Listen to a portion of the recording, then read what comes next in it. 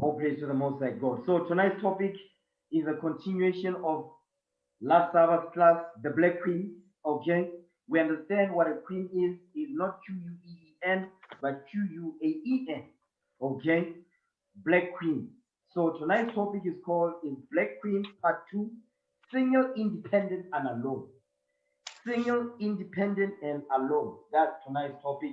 Sisters, today is your day. All praise to the Most High God. Okay, let's open up with the book of Ecclesiastes. Okay, this is part 2 of the series, Sirach 36 verse 25. Let's deal with the single-minded women, single-minded black queen. Okay, because being single is also a mindset. Wanting to remain single is also a mindset. When then we're gonna investigate where this mindset comes from and why these black queens want to stay single and remain single. What's the real reason behind it? We're going to find it out this day in the Spirit of Christ. Sirach 36 verse 25. Read what you got. The book of Ecclesiastes, chapter 36, verses 25. Go ahead. Where no hedge is, there the possession is spoiled. Go ahead. And he that hath no wife will wander up and down mourning. So now it says, where no hedge is, there the possession is spoiled. We went through a lot of classes regarding this verse right here. So I'm going to take a different route this day. Read that again, verse 25. Read again for me. The book of Ecclesiastes, chapter 36, verse 25. Go ahead. Where no hedge is, there the possession is spoiled. It says, where no hedge is, there the possession is spoiled. Let's deal with the possession, okay? Because a possession is something of value that must be protected. You understand? It says, where there's no hedge of protection, the possession gets spoiled. Okay, watch this. Give me the book. We need to understand the possession in this instance. It goes into what? Read the verse above it so we can understand what this is going into. Okay, who's the possession? Watch this. Read verse 24. The book of Ecclesiastes, chapter 36, verse 24. Go ahead. He that getteth a wife beginneth a possession. He that getteth a wife beginneth a possession. He that getteth a wife beginneth a possession. Okay, go ahead. A help like unto himself, and a pillar of rest. A help unto himself, and a help like unto himself, and a pillar of rest. It says, he that getteth a wife beginneth a possession. Because you're not born and in poof, you're a wife. No. You are born, you are a daughter. You understand? From a daughter, guess what?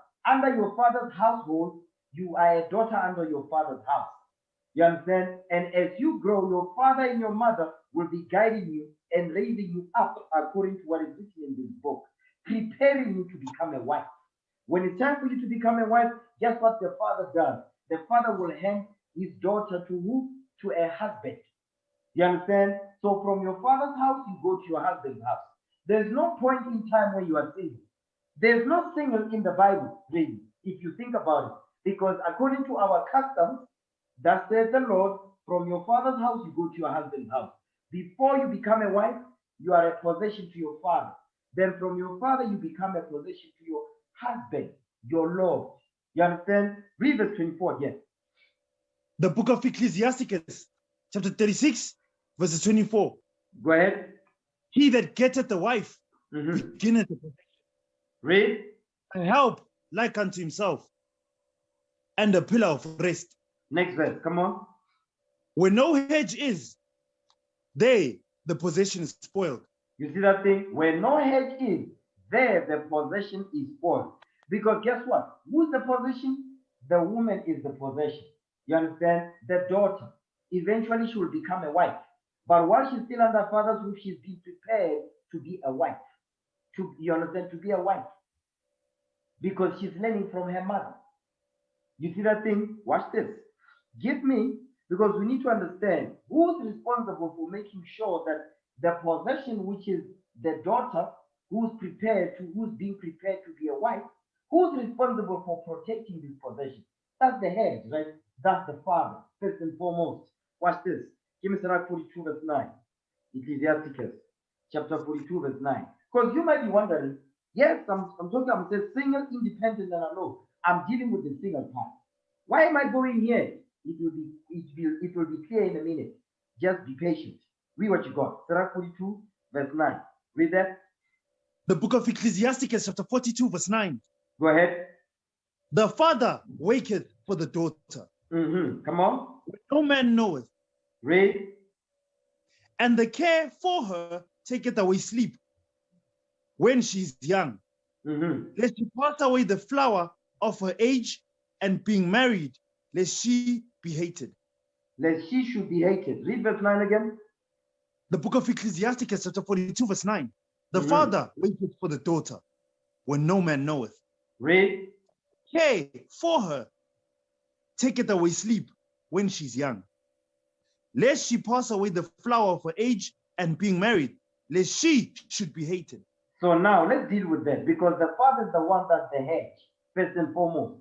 Before this woman is married, you understand, she's under the protection of the father.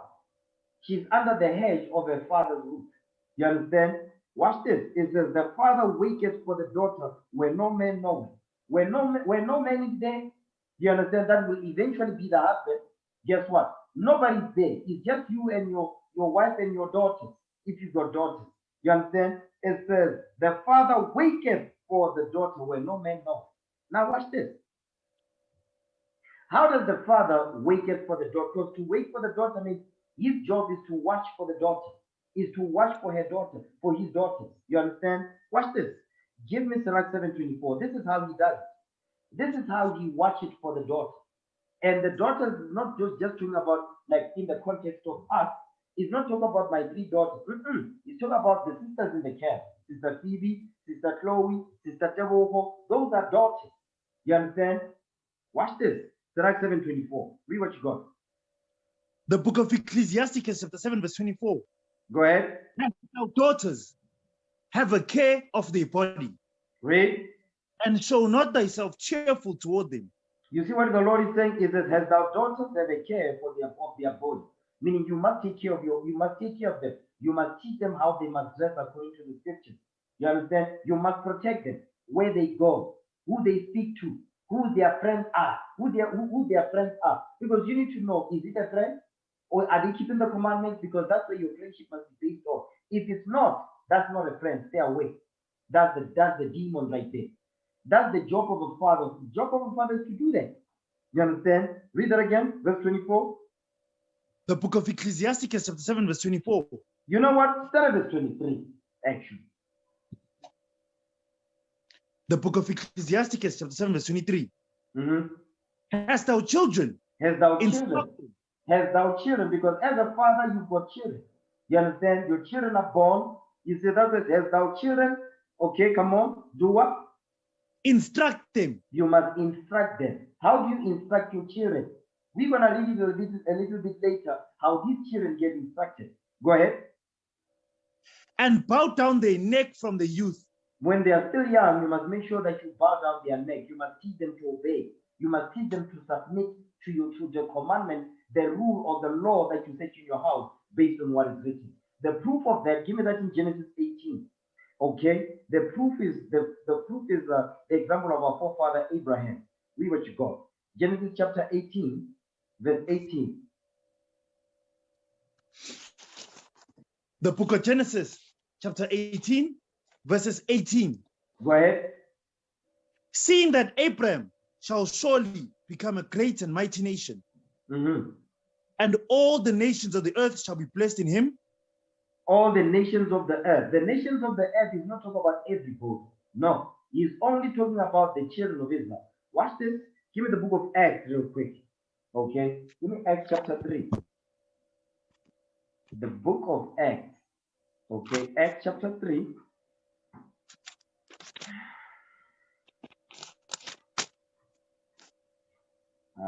One second. Acts chapter 3. Acts chapter 3 and verse 18. Read, you know, start verse 12. Acts chapter 3, verse 12. Watch this. The book of Acts chapter 3, verse 12.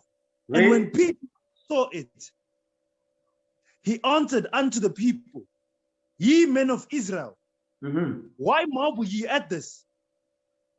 Or why look ye so earnestly on us, as though by our own power or holiness, we had made this man to walk? Because this is the Apostle Peter, or this is the Apostle Peter and John. You understand? There was a lame man that was at the gate, at the door, at the gate called Beautiful.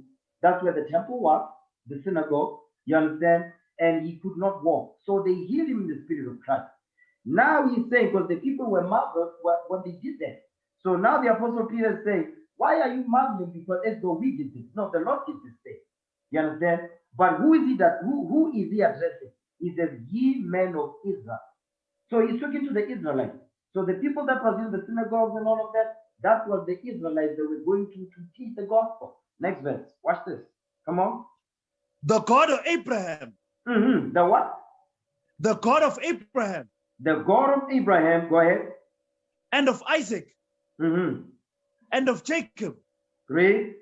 The God of our fathers. You see that thing? You see who our fathers are? You see who the fathers of the Israelites are? Abraham, Isaac, and Jacob. So when you hear people be saying, no, Abraham is the father of many, it's not, that's not true. Because they mean it in the context as the father of everybody on the earth. No, not everybody came out of Abraham. You understand? It says the God of our fathers.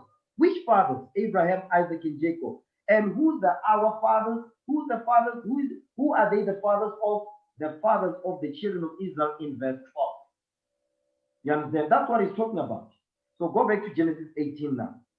Genesis chapter 18. Genesis 18, verse 18 again. These are the nations we are talking about. So the nations in Genesis 18, verse 18 is talking about the Israelites we read about in Acts chapter 3, verse 12. Read what you got. The book of Genesis chapter 18, verse 18. Read.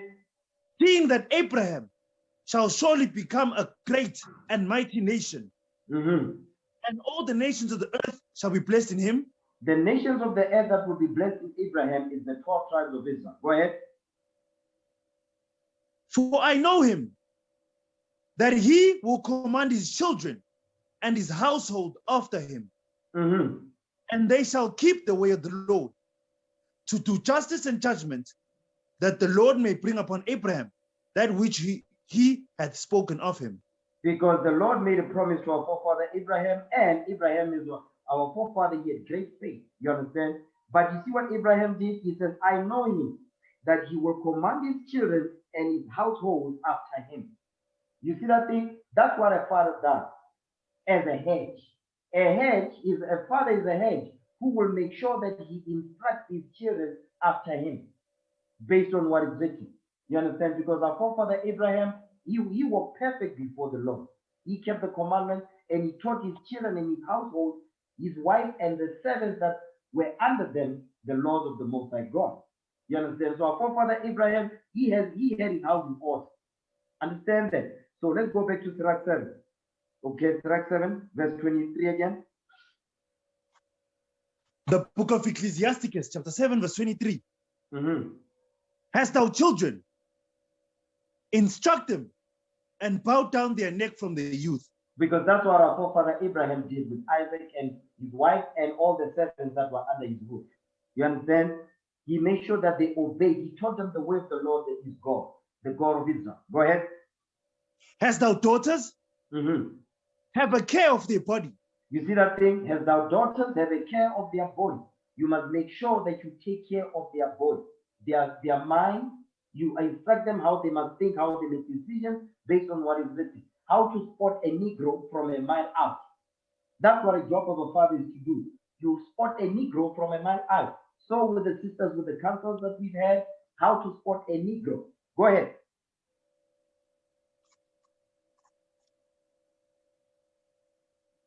Come on. And show what? And show not. Pick it up. Come on. And show not thyself cheerful toward them. And show not yourself cheerful towards them. Meaning what? You must not be playing with them. You must make sure that they obey what is written. They follow counsel.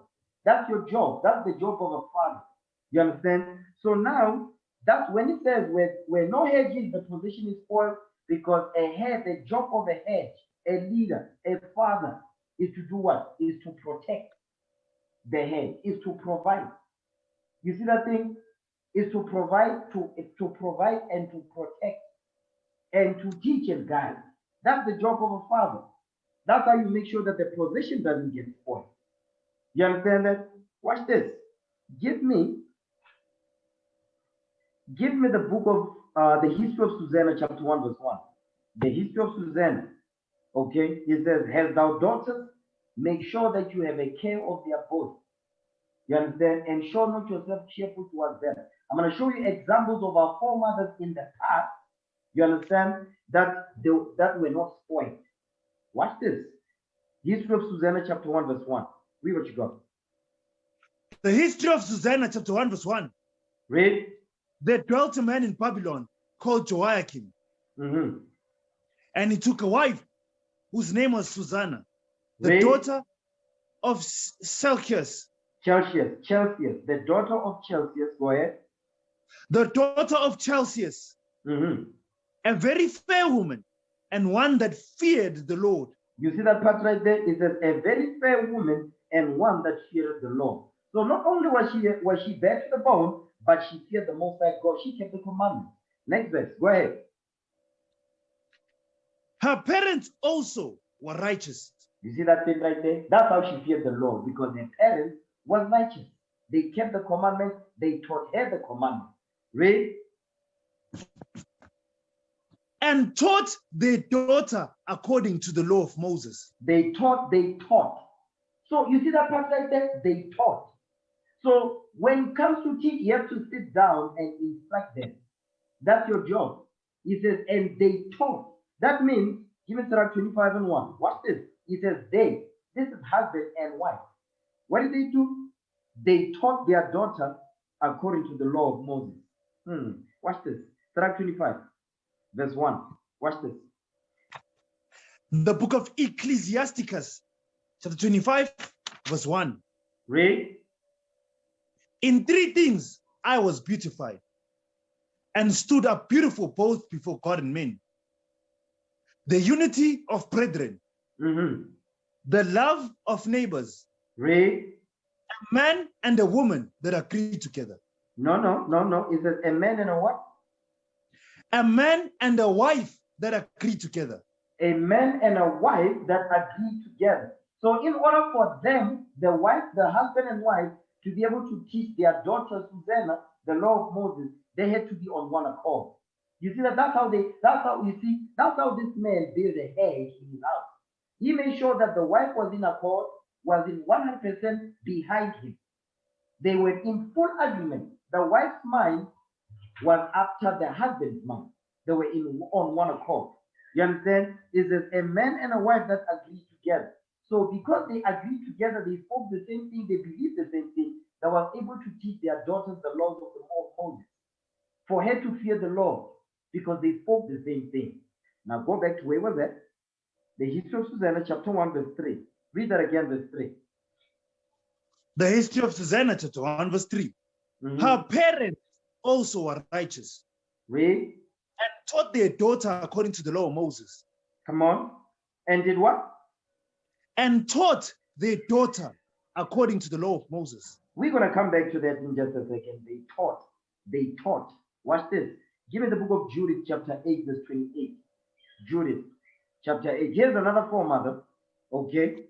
This is an example. It says, Has thou daughters have a care of their body, and show not yourself cheerful towards them. So guess what?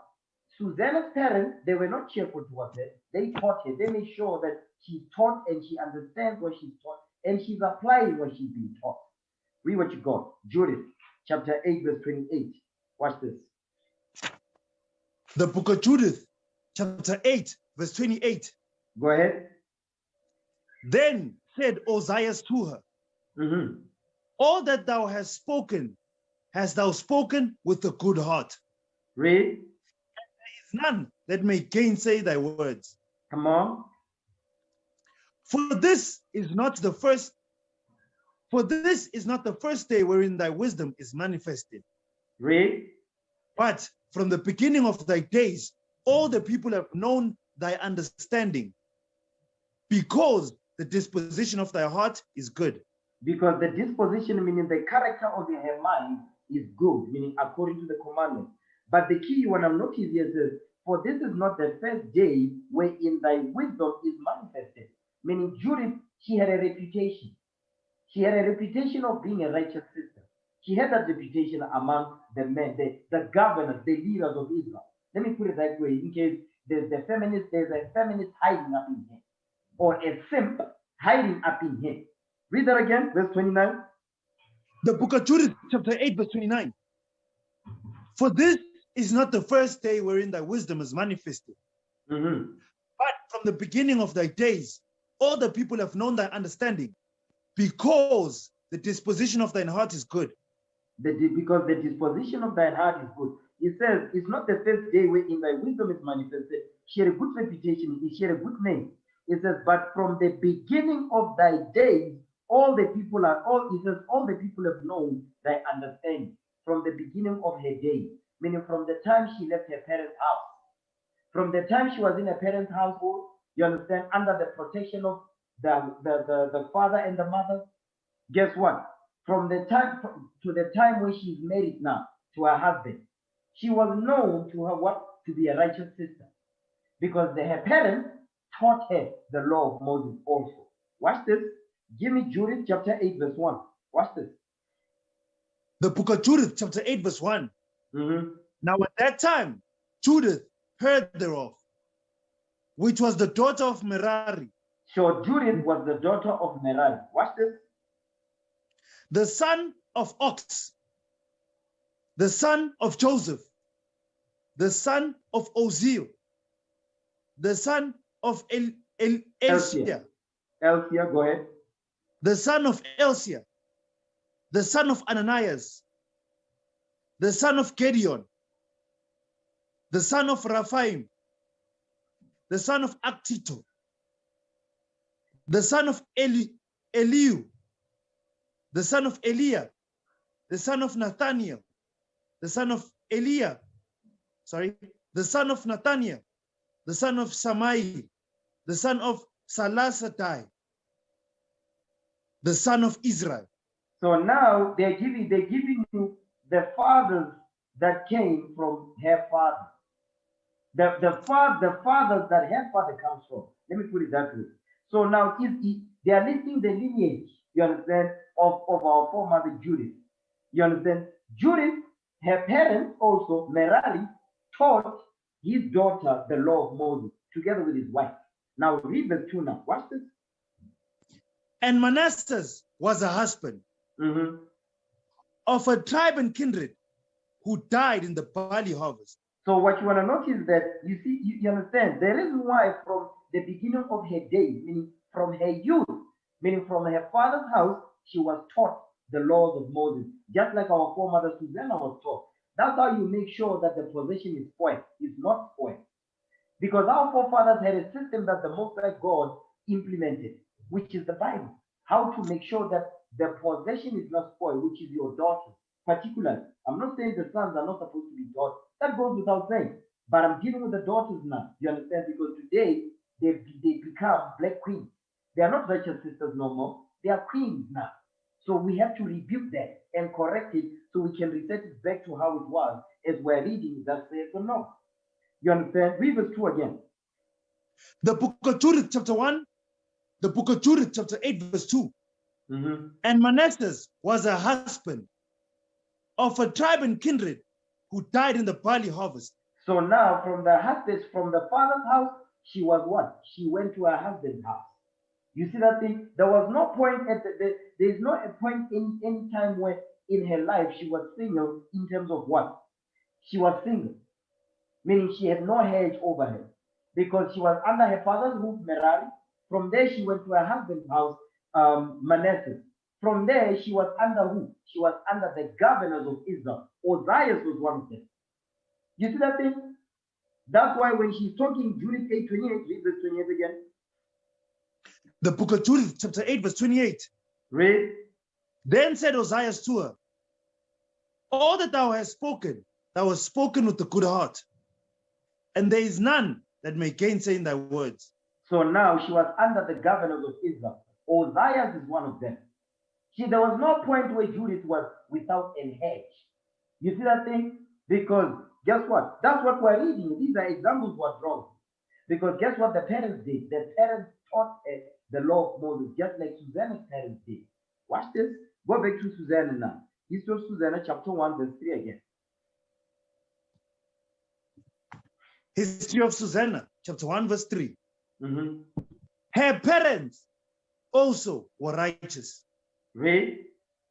And taught their daughter according to the law of Moses. They taught their daughter Susanna according to the law of Moses. They taught. Watch this. Give me the book. Give me the book of Deuteronomy 6, verse 7. Okay, Deuteronomy chapter 6. You know what? Give me Deuteronomy 31 first. Deuteronomy chapter 31. Okay, Deuteronomy chapter 31, verse 12. Let's start there.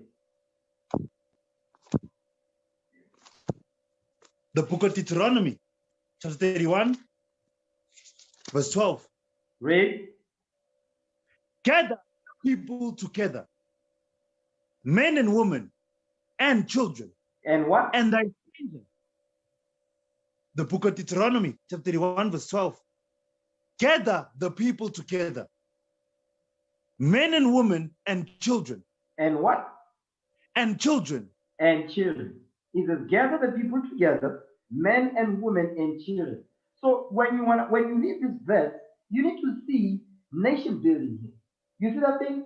Men, women, and children, because men and women is part of the family structure. That's the foundation of the house. You understand? Obviously, the foundation of the house is Christ, but on top of that is the husband and guess what? The wife. You see that thing? So now what we're seeing is that the Lord is telling Moses, listen, gather the people together, men, women, and children. This is nation building right here. Understand that? Read. And thy stranger that is within thy gates. Read. That they may hear, and that they may learn, and that they may fear the Lord your God, and observe to do all the words of this law. You see that thing? And observe to do all the words of this law. So the reason why he's gathering the people together is so that they may hear the words of the law. They may be taught God's commandments. Next verse. Watch this. And at their children, and that their children, which have not known anything, may hear and learn. You see that thing? The Lord. It says, and that their children which have not known anything. Because the assumption is children don't know nothing. You see that thing? They don't know nothing. Children don't know anything. That's why from a newborn baby, you have to bathe them, you have to wash them, you have to put lotion on, you must feed them, you rock them to sleep, so on and so forth. That's how you see that thing? So guess what? When you come into this truth, that's exactly how you must be in your mind. But some of you don't want to do that because you think you're grown.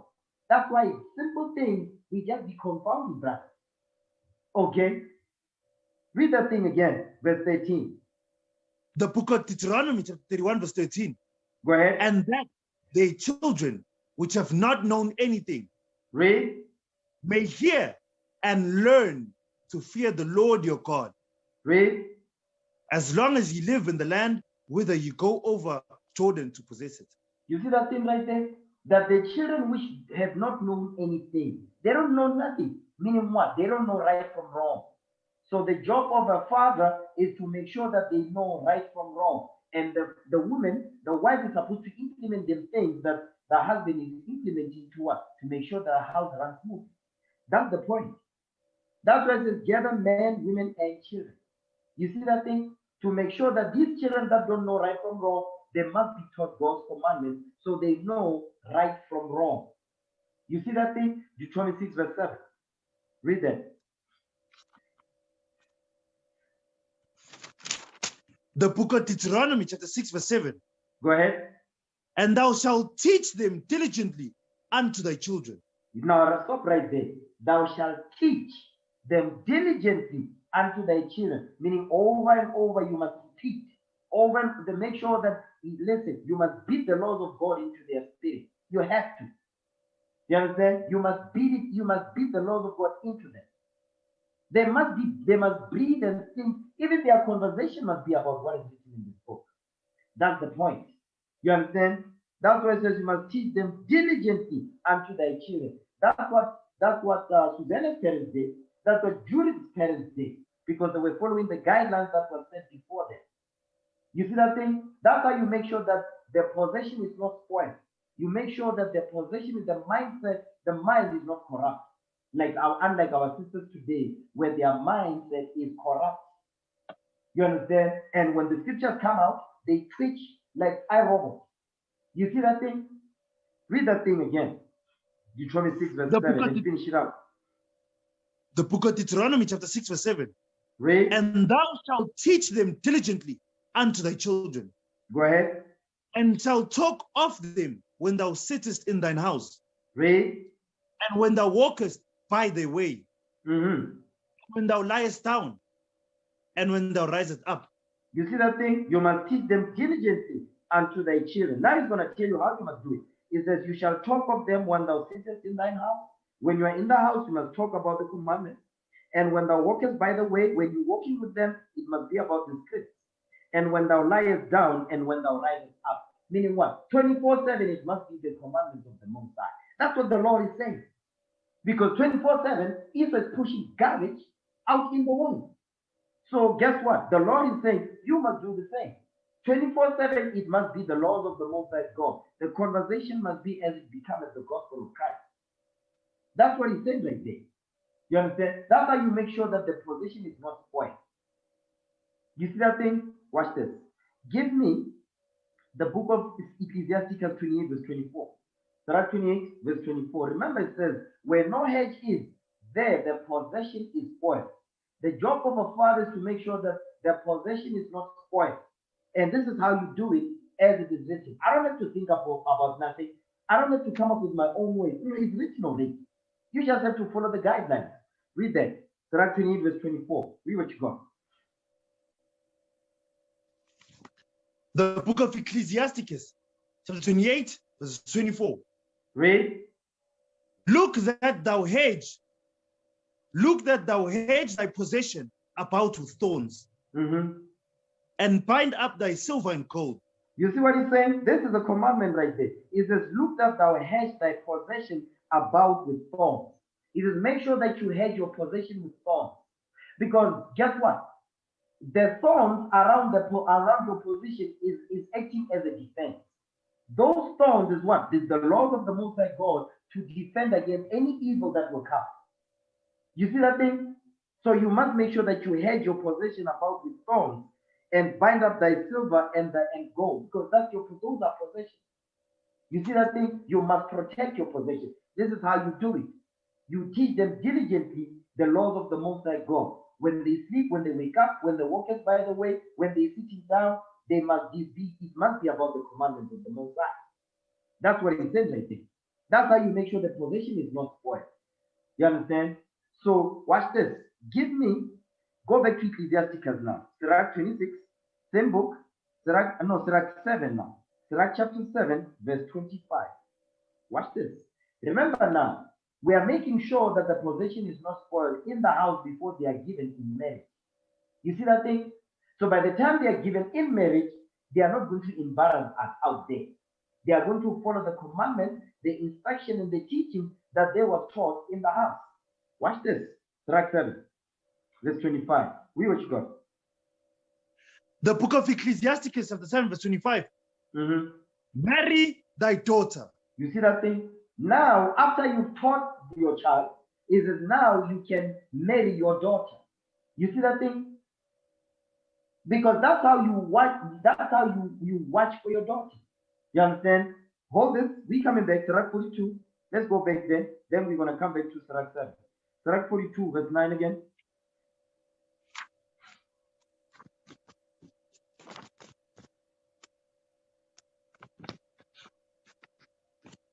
The book of Ecclesiasticus, chapter 42, verse 9. Read. The father waketh for the daughter, when no man knoweth. Read. And the care for her taketh away sleep. You see that when thing? It says they care for her. They care for her, taketh away sleep. Because you don't sleep as a father, you're always wondering. You're always thinking about stuff. the evil that you know niggas do. Okay? So you be thinking about it. It says, and they care for her, take it away sleep when she's young, when she's still under your roof. They care for her, take it away sleep. That's why it says, has thou daughters, have a care of their body, and show not yourself cheerful towards them. That's what it's saying. That's the same thing it's saying. You understand? Read that part again. When she's what? When she is young. Read. Lest she pass away the flower of her age. Being married, lest she should be hated. We're going to deal with that a little bit later on. But it says, they care for her, take it away sleep when she's young. Now watch this. Give me the book of Sirach 7:25 now. Remember now, when she's young, she's still under your roof.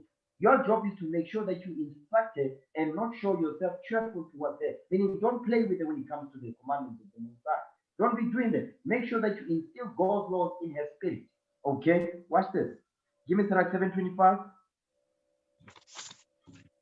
The book of Ecclesiastes 7:25. Read. Marry thy daughter. He says, now marry your daughter. Because that's the job of a father. Marry thy daughter. Go ahead. And so shalt thou have performed a weighty matter. Because marrying your daughter is not a small job. It's not a small matter. It's a weighty matter. There's a lot of things to consider. There's a lot of things to investigate.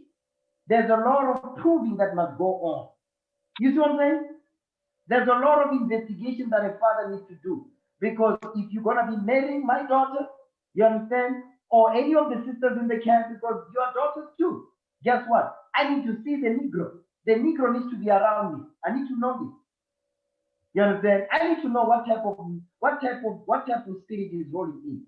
And I can see a simp from a mile out. Okay? Well, that's a simp right there. Stay away from that Negro right there. He's not ready. Okay? Stay away from that Negro. He's a black ashy demon. He's not ready yet. You understand? But guess what? Some sisters, they're not going to listen because they are driven by big shoes and pink toenails. The hell is this? Read that again. The book of Ecclesiastes, chapter 7:25. Read. Marry thy daughter. And so shalt thou have performed a weighty matter. And so shalt thou have performed a weighty matter. This is a heavy situation here. Go ahead. But give her to a man of understanding. But give it to a man of understanding. In order for the father to know that this is a man of understanding, what the father got to do? Watch this. Give me the book of Sirach 6:7. Their father will do his due diligence, by the way. Their father will do his due diligence. By the way, this is part of what? This is part of making sure that the possession is not spoiled. Even after the marriage has taken place. Because you need to make sure that you prove the Negro. Read what you got. Sirach 6:7. The book of Ecclesiastes, chapter 6:7. If thou wouldest get a friend, prove him first. Read. Be not hasty to credit him. You see what the Lord is saying? If thou wouldest get a friend, prove him first. Make sure that you prove this Negro. Okay? And be not hasty to credit him. Don't be quick to give him credit.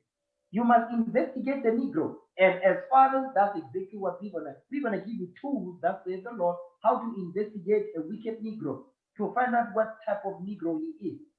Is he a Negro or is he an Israelite of the tribe of X and Y? You have to investigate that. He knows that he's an Israelite and he knows what is required of him. You see that thing? That's how you make sure the possession is not spoiled. Okay, next verse. Go ahead.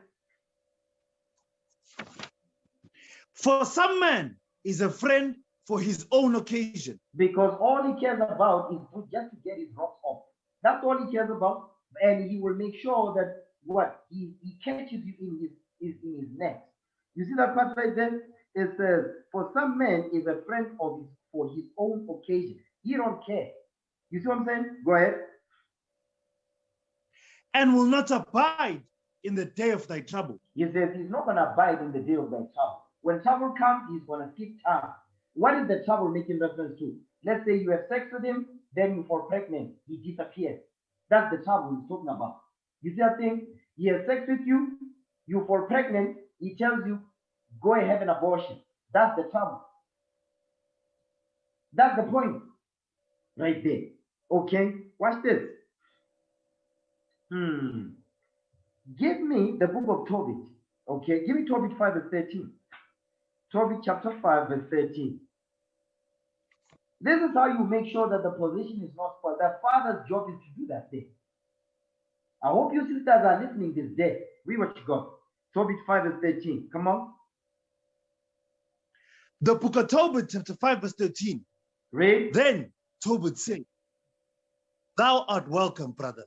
Be not now angry with me, because I have inquired to know thy tribe and thy family. You see what Tobit is saying? Is a thou hold on, wait.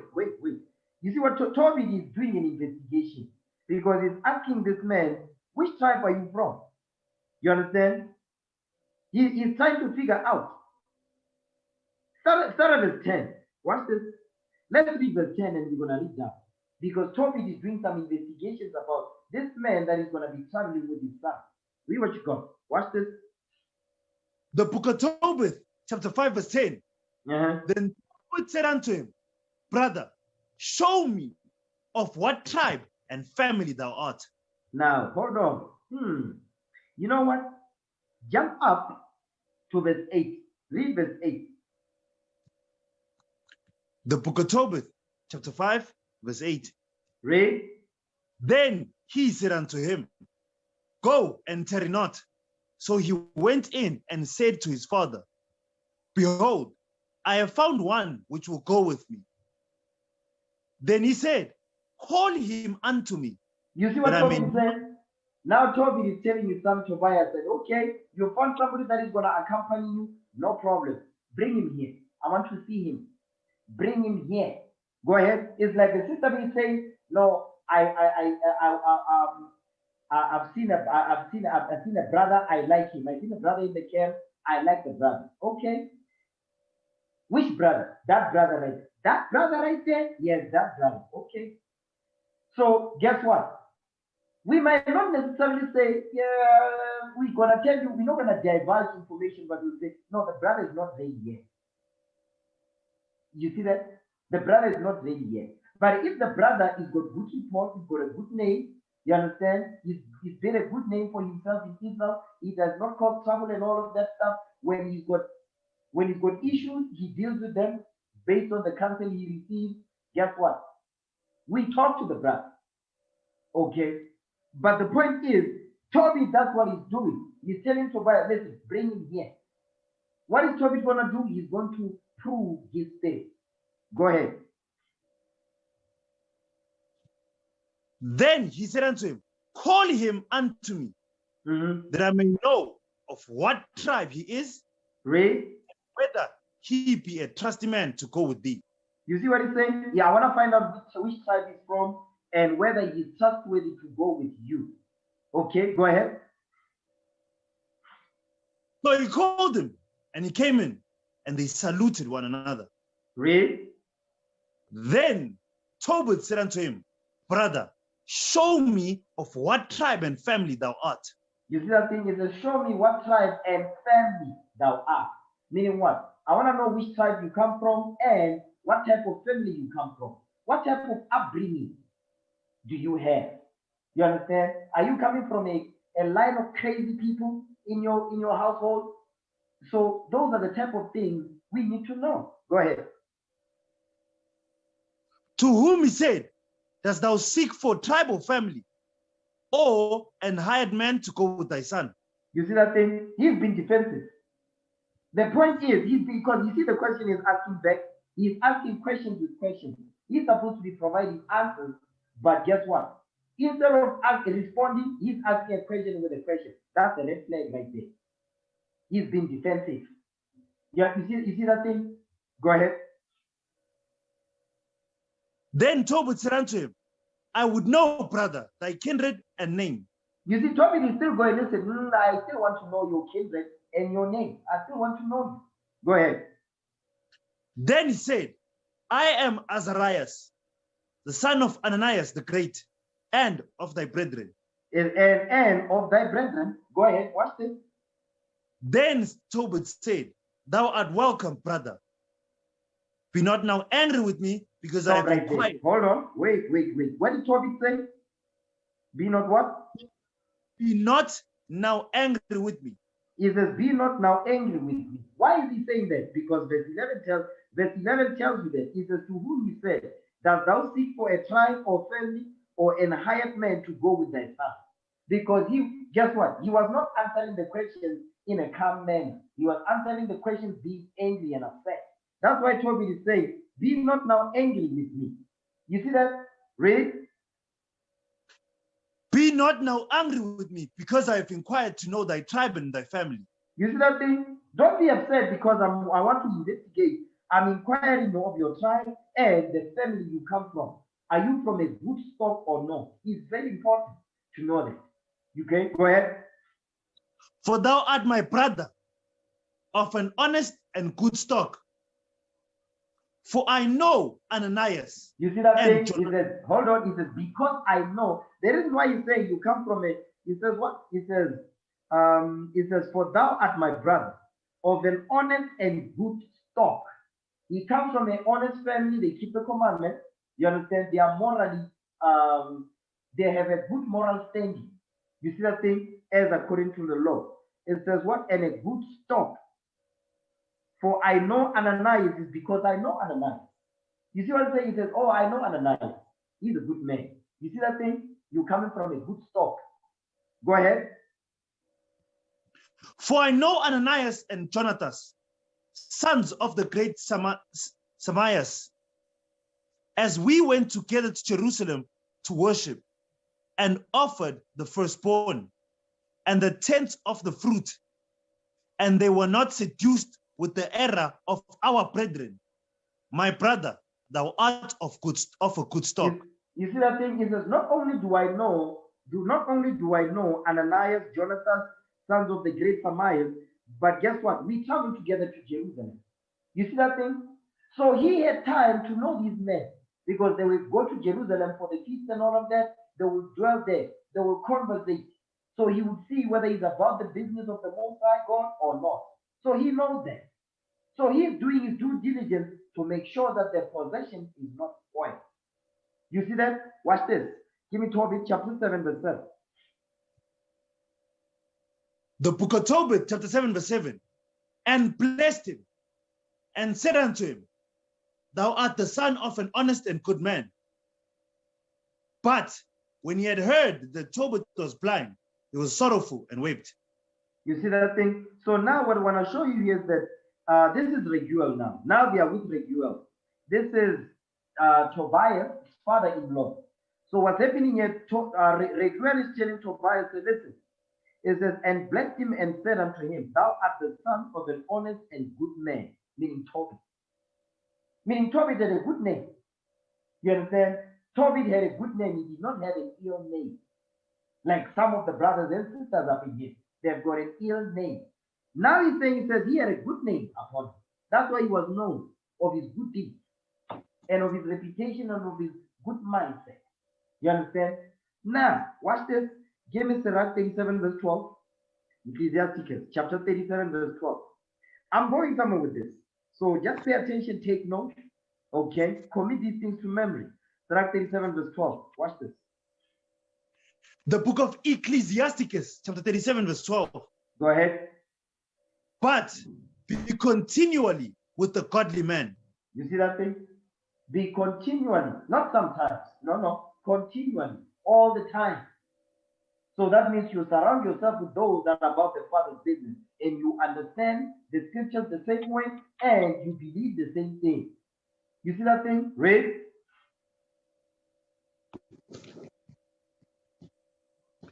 Whom thou knowest to keep the commandments of the Lord, whose mind is according to thy mind. Read. And will sorrow with thee if thou shalt miscarry. Meaning what? You fall into trouble. When the trouble comes, they are not going to disappear on you. Like we read in Sirach 6 verse 8. It says, some man is a friend for his own occasion. You understand? But it says, whom thou knowest to keep the commandments of the Lord. How are you going to know whether they keep the commandments of the Most High God or not? You have to be around them. They have to be around you. So that you can know whether they keep the commandments of the Most High God or not. What is their thinking like? their thought process. You understand? What's in their mind? You must know those things. That's what he's saying. That's how you make sure that the possession is not spoiled. Now watch this. Now go back to Sirach 7, verse 25 again. The book of Ecclesiasticus, chapter 7, verse 25. Go ahead. Marry thy daughter. Do what? Marry thy daughter. Marry thy daughter from your house, because she's your possession. Now she needs to go to the husband's house. Before that happens, you have made sure that you taught her the law of Moses from her youth. Like we read in History of Susanna, like we read in the book of Judith, our foremothers. You understand? Now it says, marry thy daughter, and so shalt thou what? Marry thy daughter, and so shalt thou have performed a weighty matter. And so shalt thou have performed a weighty matter, because the weightiness of the matter involves what? Involves the proving process. You have to prove the Negro to make sure that his mind is right. That's why it says a weighty matter, because the proving process takes time. You have to be patient to see if the demons are not going to jump out. And if they do, how do they handle them? Go ahead. But give her to a man of understanding. So in order for the father to know whether this is a man of understanding, they have to be around. You have to be around. I have to see you. I have to know you. You understand? I have to see where your mind is at. I know some brothers, they are reluctant to have counsel because they don't want to be found out what type of spirit they are rolling in. I see you. Don't think I don't see you. I see you. Understand that? Okay, watch this. Give me Tobit 7 verse 13 now. Tobit chapter 7 verse 13. The book of Ecclesiasticus chapter 7 verse 13. Go ahead. Use not to make any manner of lie. No, Tobit. Is it Tobit? No, I'm sorry. Yeah, Tobit 7. Yeah, Tobit. Tobit 7 verse 13, not Sirach. Tobit chapter 7 verse 13. Remember, it says, marry thy daughter, so thou shalt have performed a weighty matter, but give her unto a man of understanding, the one that understands law, judgment, and justice, and equity. They need to understand those things. Read what you got. Tobit 7 verse 13. The book of Tobit, chapter 7 verse 13. Go ahead. Then he called his daughter Sarah.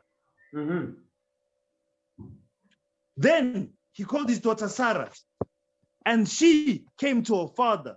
Mm-hmm. And he took her by the hand and gave her to be wife to Tobias, saying, behold, take her after the law of Moses and lead her away to thy father. And he blessed him.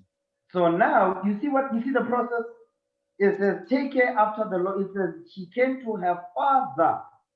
You see that? And he took her by the hand and gave her to be wife to Tobias. That's what a good father does. A good father will never give their daughter to a boyfriend. Never. That's a terrible father. A good father will never give their daughter to a boyfriend. A good for nothing black ashy demon. Like we see today, and it's a normal thing now. You understand? Is that she came to her father and he took her by the hand and gave her to be wife to Tobias, meaning what? Listen, I've been taking care of my daughter from her youth where no man knoweth, like we read in Surah 42, when she was young. I've been doing that up to this point. Your job now is to take her from where I left her, and you must continue this. You see that thing? You must continue where I left off. You must protect, you must provide, you must teach and guide and counsel. That's your job. Raiment, roof over her head, all of that. That's your job. You must do that as I was doing. That's the point right there. So for that day to happen, there's a lot of things that must have happened in between to make sure that this is a man of understanding. The father that's the job of a father to inquire that thing. And that takes time. It's not a 1-year thing. It's not a 2-year thing. I have to see you.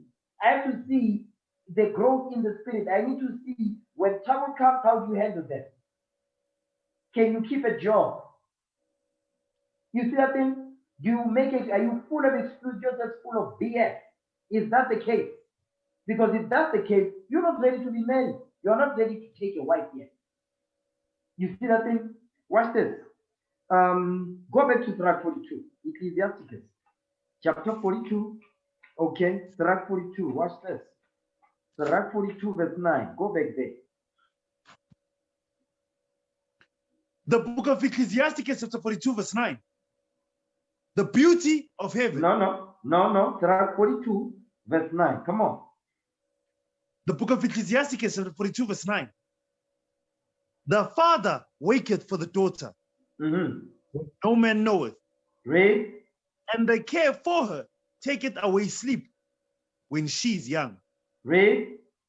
Lest she pass away the flower of her age, and be married, lest she should be hated.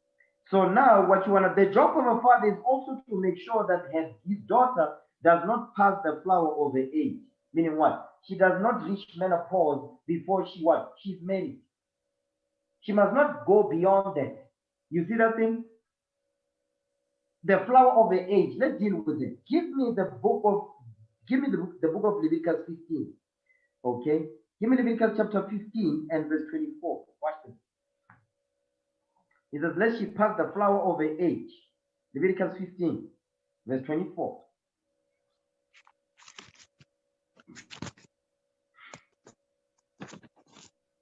The book of Leviticus, chapter 15, verse 24.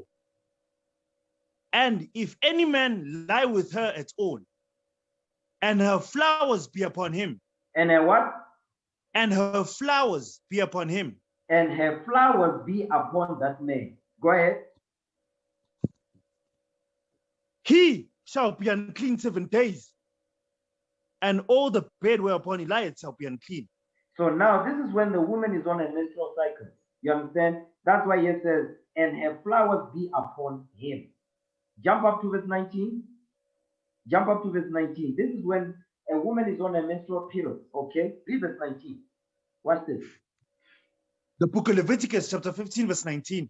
And if a woman have an issue, and her issue in her flesh be blood, she shall be put apart 7 days, and whosoever toucheth her shall be unclean until the even.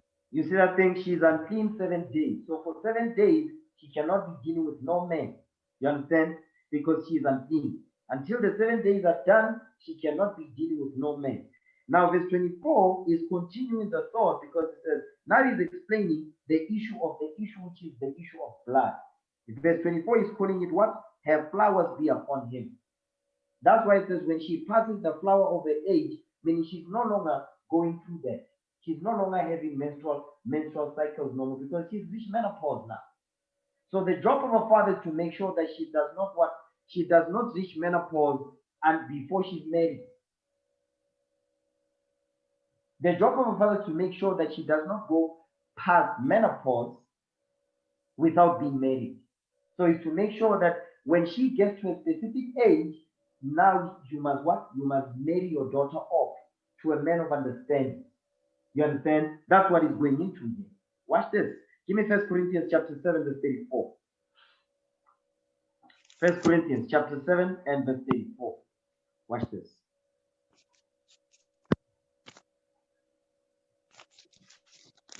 First book of Corinthians chapter 7, verse 34. Go ahead. There is difference also between a wife and a virgin. The unmarried woman careth for the things of the Lord. Read. She may be holy both in body and in spirit. You see that thing? It says the unmarried woman, that there's difference between a wife and a virgin. A wife is married, right? That's why she's called a wife. She's married or she's promised. Okay, that's another way of looking at it. Okay, because that also means that is that a virgin, a young woman of marriageable age, it also goes into what she has not dealt with a man before. Give me that in Genesis 24, real quick. Genesis 24, verse 16, just to prove what I'm saying. Genesis 24, verse 16. Watch this. The book of Genesis, chapter 24, verse 15. 1:6. The book of Genesis, chapter 24, verse 16. And the damsel was very fair to look upon, a virgin. neither had any man known her. You see that part? It says the virgin was very fair to look upon. Let's talk about our foremother Rebecca. It says a virgin, neither had any man known her. She was a virgin, meaning she was a young woman of marriageable age. Not only that, it says neither had any man known her. She had not dealt with a man before. Now let's go back to 1 Corinthians chapter 7, verse 34. Again. First book of Corinthians chapter 7, verse 24. Verse 34.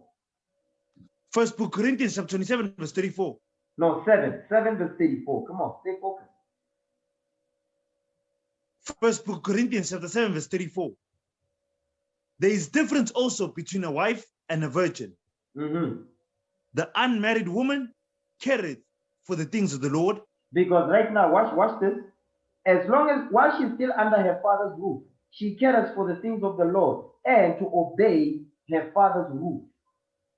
You see that thing? And her mother's, by the way.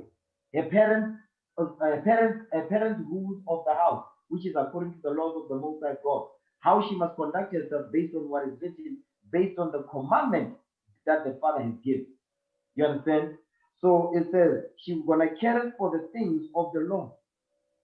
Because she has no husband. You understand? Read. That she may be holy, both in body and in spirit. You see that thing? That she may be holy, both in what? Both in spirit, both in body and in spirit. Because no man is dealing with her. Guess what? She's what? She's clean at that point, and also in spirit. You understand? Go ahead.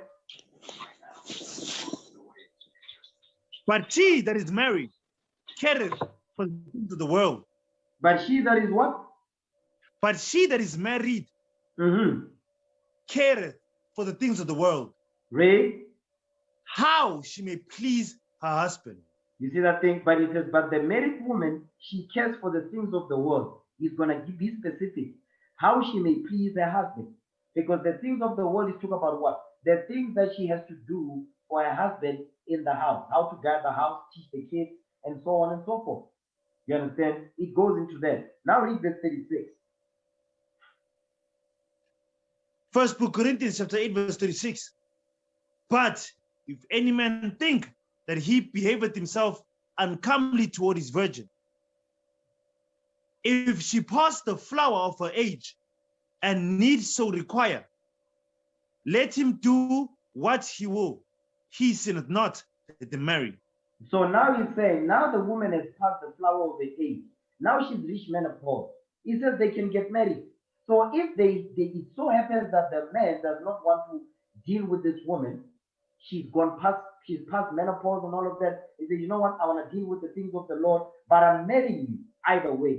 Because it was a shame for a woman to go past menopause and she's not married. 1, 2, she does not have no children. It was a shame. Today is a normal thing.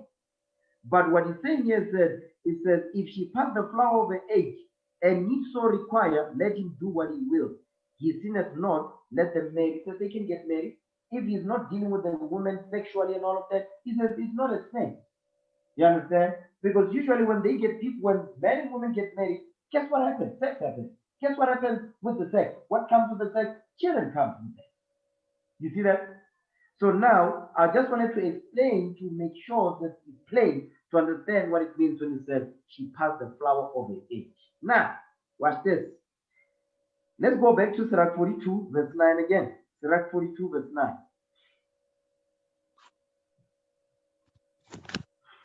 The book of Ecclesiasticus, chapter 42, verse 9. Go ahead. The father waketh for the daughter when no man knoweth, and the care for her taketh away sleep. Read.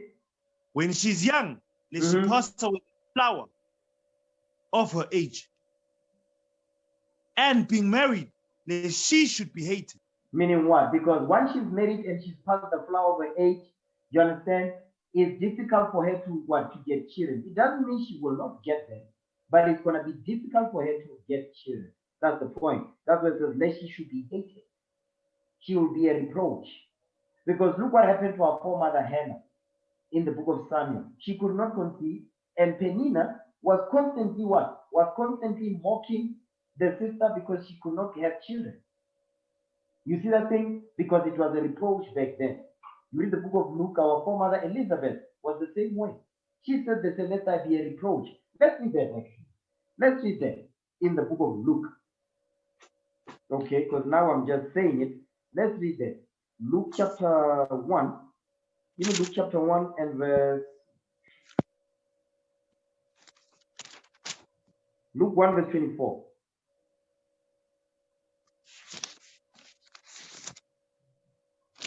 The book of Luke chapter 1 verse 24. Go ahead. And after those days, his wife Elizabeth conceived and hid herself 5 months, saying, Read. Thus hath the Lord dealt with me in the days wherein he looked on me, to take away my reproach among men. You see that thing? To take away my reproach among men. Why? Because in verse 24, she conceived in verse 24. In verse 25, it took away her reproach among men because she could not conceive. She was barren, she couldn't conceive. That's the hatred that he's talking about, that we read about in Surah 42. You see that thing? Now, watch this. Go back to Surah 42 now, verse 9 again. The book of Ecclesiasticus, chapter 42, verse 9. The father waketh for the daughter when no man knoweth. Read. And the care for her taketh away sleep when she is young, lest she pass away the flower of her age, and being married, lest she should be hated. Now watch this. The father's job is to make sure that none of these things happen. You understand? Go back to Surah 36 now, verse 24 again, 25 again. Surah 36, verse 25. Now I want to show you something, okay? I've went through all these scriptures to show you how the father's job is to make, how the father makes sure that the possession doesn't get spoiled. You see that thing? Watch this. Surah 36, Surah chapter 36 and verse 25. The book of Ecclesiasticus, chapter 36, verse 25. Where no hedge is, there the possession is spoiled. Read. And he that had no wife will wander up and down mourning. So now I want to show you something. You see that part when it says where no hedge is, there the possession is spoiled. I showed you how you make sure that the possession does not get spoiled. Then it says, and he that has no wife will wander up and down mourning. Now, guess what? He that had no husband, what do you think will happen to them? He that has no husband, they will also wander up and down mourning. You see that thing? So now I want to show you, because you have sisters, black women, the queens, they call themselves, you understand? That says, me, I want to be single, I don't want to be married, you understand? I'm not ready to be married, but they are busy having boyfriends upon boyfriends upon boyfriends. You understand? Because guess what? They are wandering up and down mourning, but they disguise it as, no, I like the freedom that I have. Yeah, freedom to be what? A freedom to what? To whore yourself out. For your coochie to be abused by multiple men. Now when your coochie is tired, you say, now I want to settle down. I want to get married now. Are you kidding? Yeah, but that's what they do. Now, watch this. Give me Leviticus 19, verse 29 now. Now we're going to deal with it, because I want to show you the dangers of the single black women, the single independent and alone black women. I want to show you the dangers of their mindset, because their mindset is not about nation building. Their mindset is not about waking up the nation. Their mindset is about the destruction of the black family, and I'm going to show you that. Watch this. Leviticus 19, verse 29. Leviticus chapter 19, verse 29, and I'm gonna start playing a couple of videos now. Leviticus 19, verse 29. Watch this. The book of Leviticus, chapter 19, verses 29. Read. Do not prostitute thy daughter. Come on. Cause her to be a whore. Read. Lest the land fall to whoredom, and the land become full of wickedness. You see what the Lord is, you see what the Bible is saying? This is a commandment. It says, do not prostitute your daughters, to cause your daughter to be a whore. You see that thing? It says, let the land fall to whoredom, and the land become full of wickedness. So what is the Lord teaching us here? He's teaching us that, listen, you see these mothers, these women, these black women who don't want to get married, they be changing men every month. Every now and again, there's a new man in her life. While the children are right here watching this whole thing. You see that thing? So what and most of them, they've got daughters. And those that have sons, they just continue the same vicious cycle because the son will marry the type of woman their mother is. The daughters, they will what? They will live the type of lifestyle that their mother is living. They'll be jumping from rock to rock, abusing themselves. You see that thing? Now, it says, do not prostitute thy daughters to cause them to be a whore, lest the land fall to whoredom. So the Lord is teaching us that the reason why there's whoredom in the land is because of the women. Yes. Because the single independent black women, they say, no, me, I don't want to get married. I like having boyfriends, but I don't want to get married. So they're the ones that are making sure that there's whoredom in the land, in the nation. They are the ones that are pushing whoredom in the nation. Watch this. Give me Deuteronomy chapter 23, verse 17 now. Deuteronomy 23, verse 17. This is the law. And I'm going to show you those women that say, me, I don't want to get married. Because according in the scriptures, if you're not married, you're not supposed to be having sex. You see that? Give me Hebrews 13, verse 4. Let's read that. Okay, Hebrews 13, verse 4. You are not married, you have no business having sex. But not the black woman. She'll say, me, I like being single. Okay, sister, you are single, no problem. The Bible says you're not supposed to be what? You're not supposed to be dealing with no man at all. The sister be saying, no, but but I have need. No, sister, if you have need, get married. They don't want that because marriage means somebody's going to tell you what to do. They don't want that. That's the problem. Read that. Hebrews 13, verse 4. The book of Hebrews, chapter 13, verse 4. Go ahead. Marriage is honorable in all, and the bed undefiled. Go ahead. But whoremongers and adulterers, God will judge. You see what the Lord is saying about marriage? It says marriage is honorable in all. Everything about marriage is honorable. You understand? And the bed is undefiled. Meaning you deal with your wife and your husband however you see fit.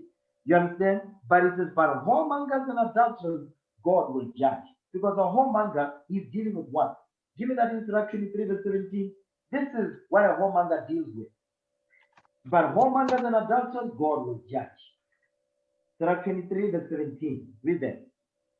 The book of Ecclesiastes, chapter 23, verse 17. Read. All bread is sweet to a whoremonger. Go ahead. He will not leave off till he die. You see that thing? All bread is sweet. The bread is sweet is a metaphor for making reference to women. It says all bread, all type of women is sweet to a whoremonger man. Meaning a man that sleeps with every woman that he sees. You see that thing? So now the bread that he's going after that is sweet to him is all the women that says, me, I don't want to get married. I want to be single because what? They like it when they deal with a new rod every month. Because we hear the conversation of the sisters out there in the world. You understand? Now, watch this. Give me Deuteronomy 23, verse 17 now. Read that.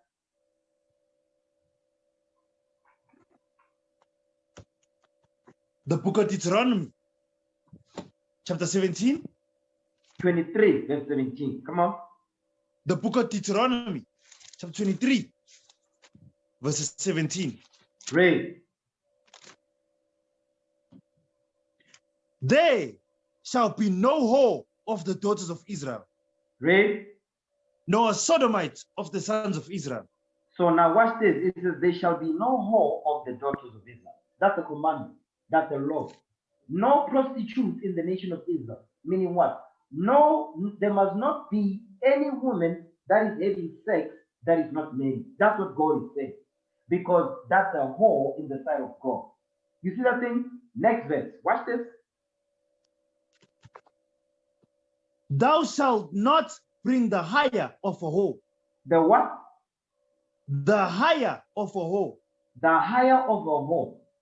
So what is a whore? What is a hired whore? A whore that is hired, that today they call it a girlfriend, because there's no girlfriend in the Bible. So a girlfriend is a hired whore, because you didn't marry the sister. She's not married. So she's got the quote unquote freedom to deal with any man she sees fit. You see that thing? That's a hired whore according to the Bible. Read. Oh, the price of a dog. We went over this in the previous class, part 1, or the price of a dog, because she has a price. You understand? Go ahead. Into the house of the Lord thy God for any vow. Read. For even both these are abominations unto the Lord thy God. You see that thing? A hired whore, a priced dog. It says this is an abomination in the sight of the Most High. Watch this. Now, give me. Before we go there, let me share a video now. Okay, the reason why I'm bringing this out is because today you've got this quote unquote independent, single, independent black women who says, me, I don't want no man, I don't want to get married, but I like having boyfriend. So guess what they are doing? You know what they are pushing? They are the ones that are pushing whoredom in the land. They are the ones that are advocating for whoredom among the young women. They are the ones that are encouraging these young women, these young sisters, the young black sisters, to have boyfriends, to have sex without marriage, to have abortion, to be baby mamas. You see that thing? Teenage pregnancy. They are pushing that. They are responsible for it. You understand? Because they're supposed to what? They're supposed to teach their daughters to close their legs, and they're supposed to get a husband, not a boyfriend, to build a strong family structure. Because once you have that family structure and a husband and a wife, the children will grow up seeing that that's how it must be. Guess what? When they grow up, they'll do the same. That's how we build a strong nation, because there's a strong family structure, husband and wife. The black women don't want that.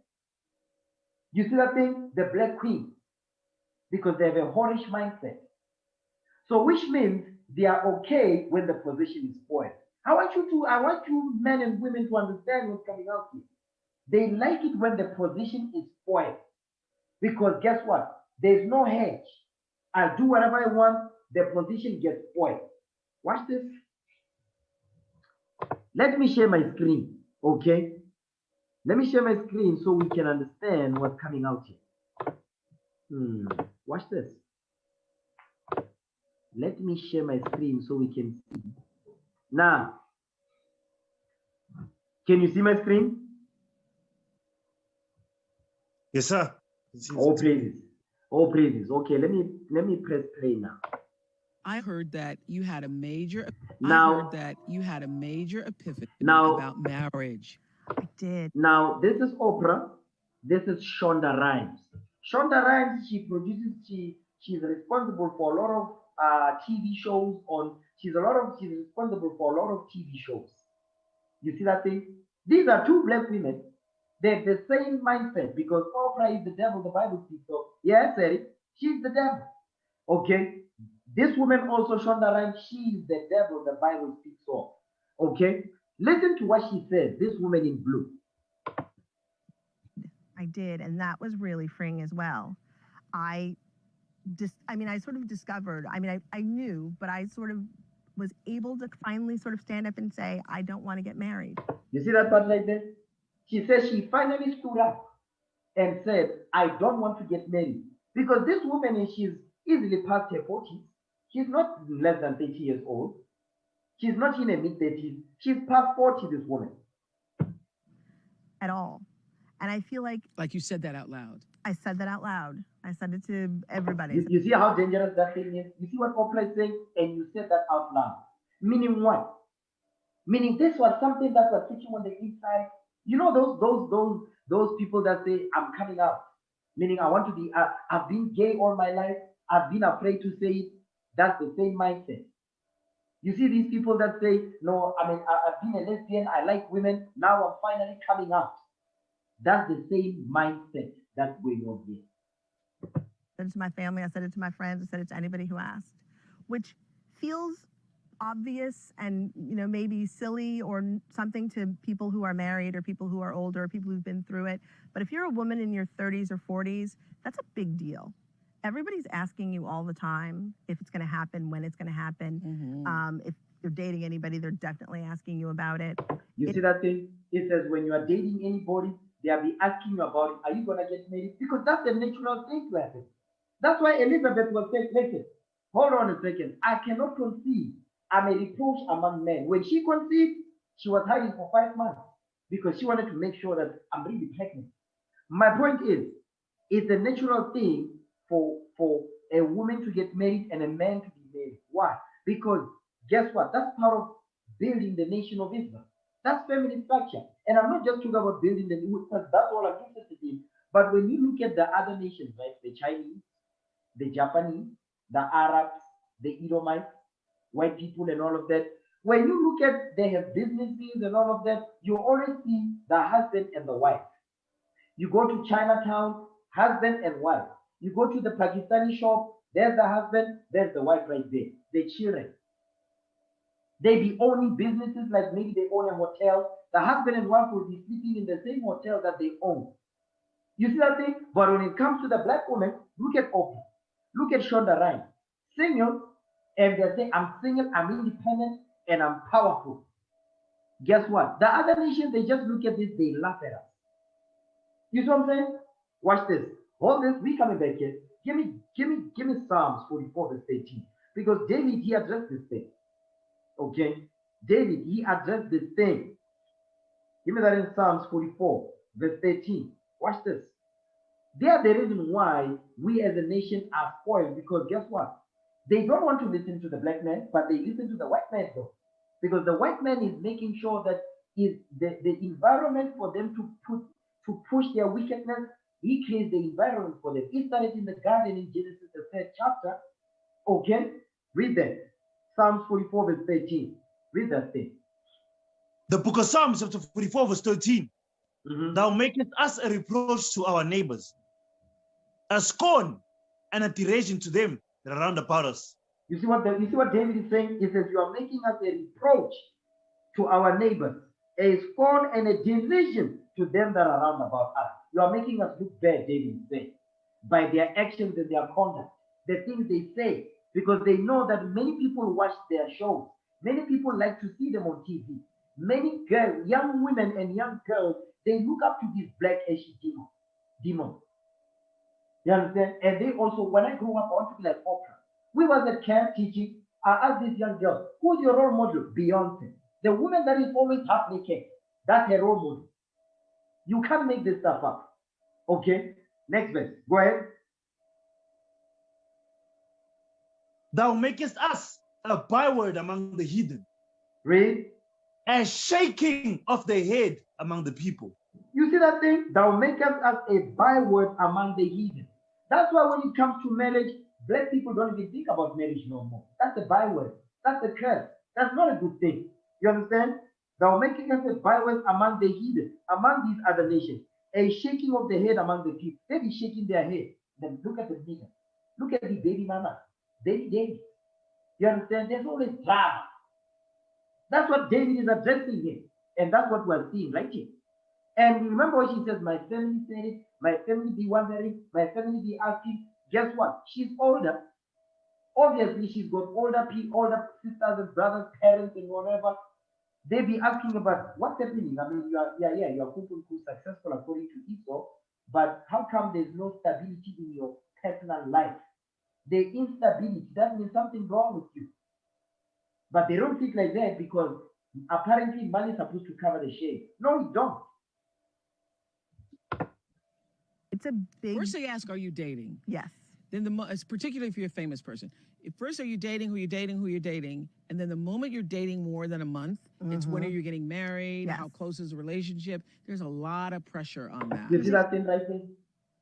I mean, these are not 18-year-olds, but they're acting like 18-year-olds. I mean, Oprah, she's not 13. Shonda Rhimes, she's not 12. But the conversation that they're having, I mean, it's like, I'm unbelievable. No wisdom is coming out of their mouth. You see what I'm saying? huge amount of pressure. And the desire to want to get married, it's a lot like the desire to want to have children in our society. Like you're supposed to want it. And if you hold on, meaning you see what they're making it seem like a woman wanting to get married is the best thing. A woman wanting to have children is the best thing. That's why she's saying, meaning society puts a lot of pressure on you to make you want to it's like you're supposed to have children. You're supposed to get married. Of course you're supposed to. Because when no hair kills, there the possession is spoiled. You see that thing? Because let's say, okay, they don't want to get married. They don't want to have children. But they don't listen to their fathers. They don't listen to their uncles. But they listen to the white man. He teaches them how to dress. He teaches them to put weaves on their head. He teaches them to bleach their skin. He teaches them to do what? To defile the mindset of the young girls that are looking up to these demons. Yeah, Terry. Don't want it. What's wrong with you? Yeah. It's fascinating to me. And I always knew, I'm one of those people. Since I was 5, I could tell you I was going to have kids. I could tell you I was going to have 3. I could tell you they were going to be girls. But I have never wanted to get married. I never played bride. I was never interested. I don't know what it is. I never wanted to get married. I love having boyfriends. I love dating. Oh my God, man, you can't make this stuff up. Let me rewind, because some of you, I know you've missed it. It is. I never wanted to get married. I love having boyfriends. I love dating. You see that thing? I love having boyfriends. I love dating. Hold that. Give me that in Leviticus 19, verse 29. These are the reasons why there's so much whoredom in the black community. You see what I'm saying? I love having boyfriends. So now the young girl, because I think she wrote Grey's Anatomy, that show on TV, that medical show and all of that. And there's other shows as well. I love having boyfriends. I love dating. What is that? That's code word for what? That's code word for me. I'm a whore. That's code word. In case you don't know what that means.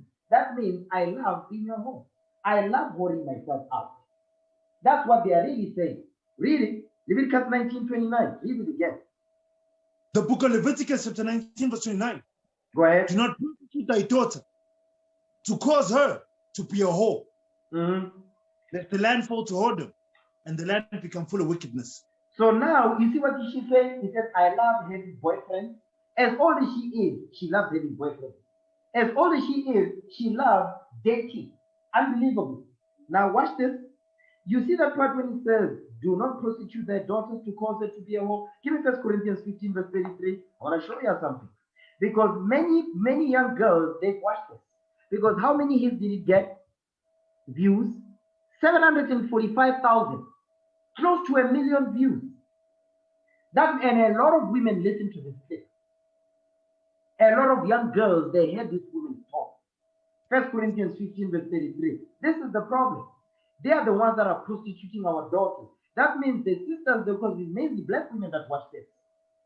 When they hear this, they're also going to say the same thing. I love having boyfriends. I don't want to settle down.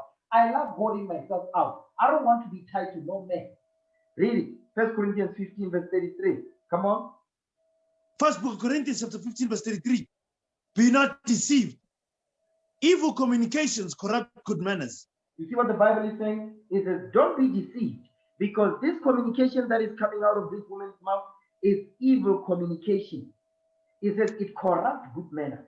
What is a good manner? A woman under her father's roof, she's been prepared for marriage. You understand? When she gets to a certain age, she's given to a man of understanding to build a family, to make sure that as a nation, we are not a reproach. Because right now we are. These independent black women, they are the ones that are pushing this garbage out. That's the spirit of feminist. That's the feminist movement. The feminist movement that started in the garden with our foremother Eve, when she listened to the devil. And today she's still listening to the same devil that she listened to in the garden, which is the white man. Read again, verse 33. First book of Corinthians chapter 15 verse 33. Be not deceived. Evil communications corrupt good manners. Because this is evil communication coming out of this woman's mouth.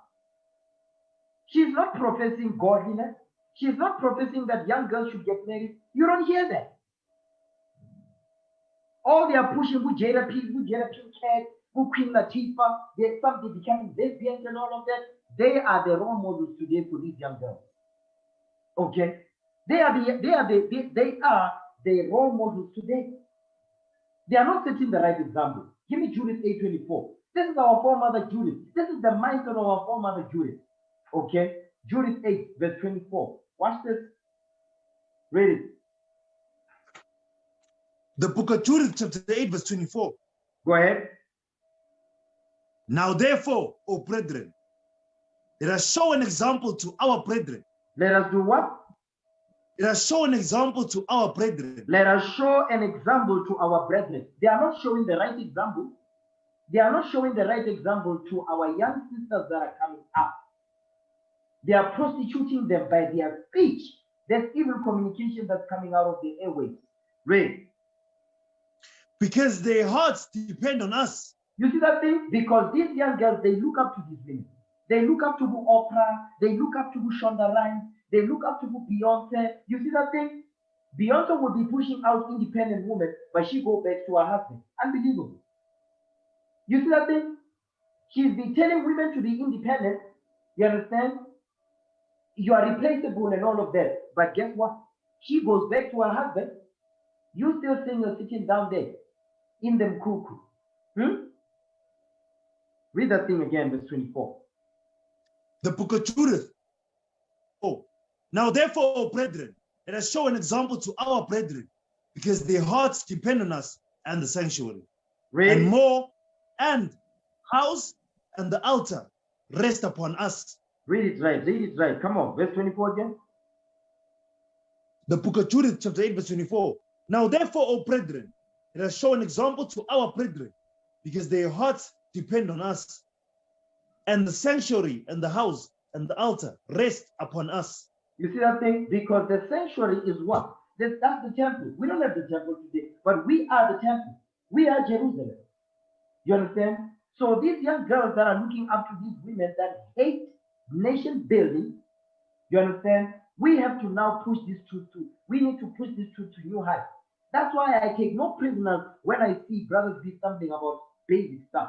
We have a nation to build because this is the reason why we have to build a nation. You understand? You sisters too. This is the reason why I need you sisters to study, need you sisters to apply, need you sisters to make sure that you set the right example based on leadership command. I don't want the sister that being a loose cannon which we've seen in the past. I don't want to see that because of this, what we're watching here. I need this thing to sink in your spirit. Okay? This is the reason why I want to go back to the sea. It's because of women like this. Understand that? Okay? I do not want, I never wanted to get married. I love having boyfriends. I love dating. I do not want a husband in my house. You see that thing? She says, I love boyfriends, I love dating, but I do not want a husband in my house. You know why that is? 1 Corinthians 11. This is the reason why she don't want a husband. Okay? But she wants boyfriend. You know why she wants boyfriend? Because after after the boyfriend is done servicing her, guess what? The boyfriend can keep it moving because she doesn't want nobody telling her what to do. You see these women, they don't check one another. They don't correct each other. They don't call each other out. They enable one another to do the evil. I'm yet to see a show where black women call each other out. I'm yet to see them. They don't correct one another. You understand? And that's the reason why you see the feminist movement is given so much air time. It's given so much air time. The LGBT is given so much air time. Because the feminist movement is the same thing as the LGBT. It's not about nation building. They go against the family structure, men and women, to build a nation. How can a man and a man build a nation? How are they going to do it? How can a man and a woman just shaking up, you understand, having sex? How are they going to build a nation? They will not. That's what she's pushing. You understand? Watch this. You know what? Before I go any further, I'll just play the next video, then I'll deal with these other scripts. I don't know what it is. I just don't. Yeah, we know what it is. She does not want a hedge over her. So people like Shonda Rhimes, that's an example of a possession that is spoiled. People like Oprah, that's an example of a possession that is spoiled. Because the shows that they put out is not about building the nation, it's about women on top, men begging for the women. They're not teaching that women must submit. I'm yet to see a show on own network, Oprah Winfrey Network, that she's pushing for women to submit to their husbands. I've never seen them. I'm yet to see them. Okay.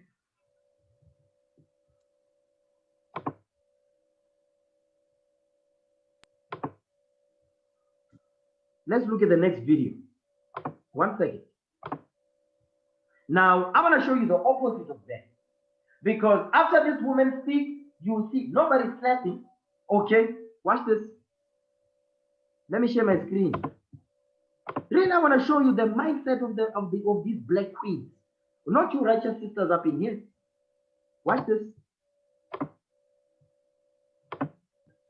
Now let's play this one. All right, April, you've been married. Now, all right, April, you've been married for 12 years. This man, he's a simp, this one, okay? He's simp.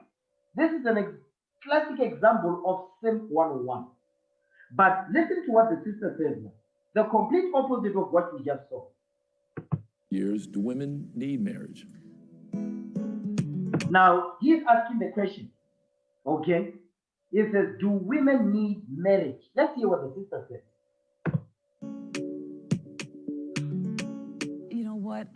I originally didn't want to get married, Carlos. I always felt that, you know, I was an artist, a free spirit, just a little further blowing in the wind. I don't. You see what she's saying? It says, originally, I did not want to get married.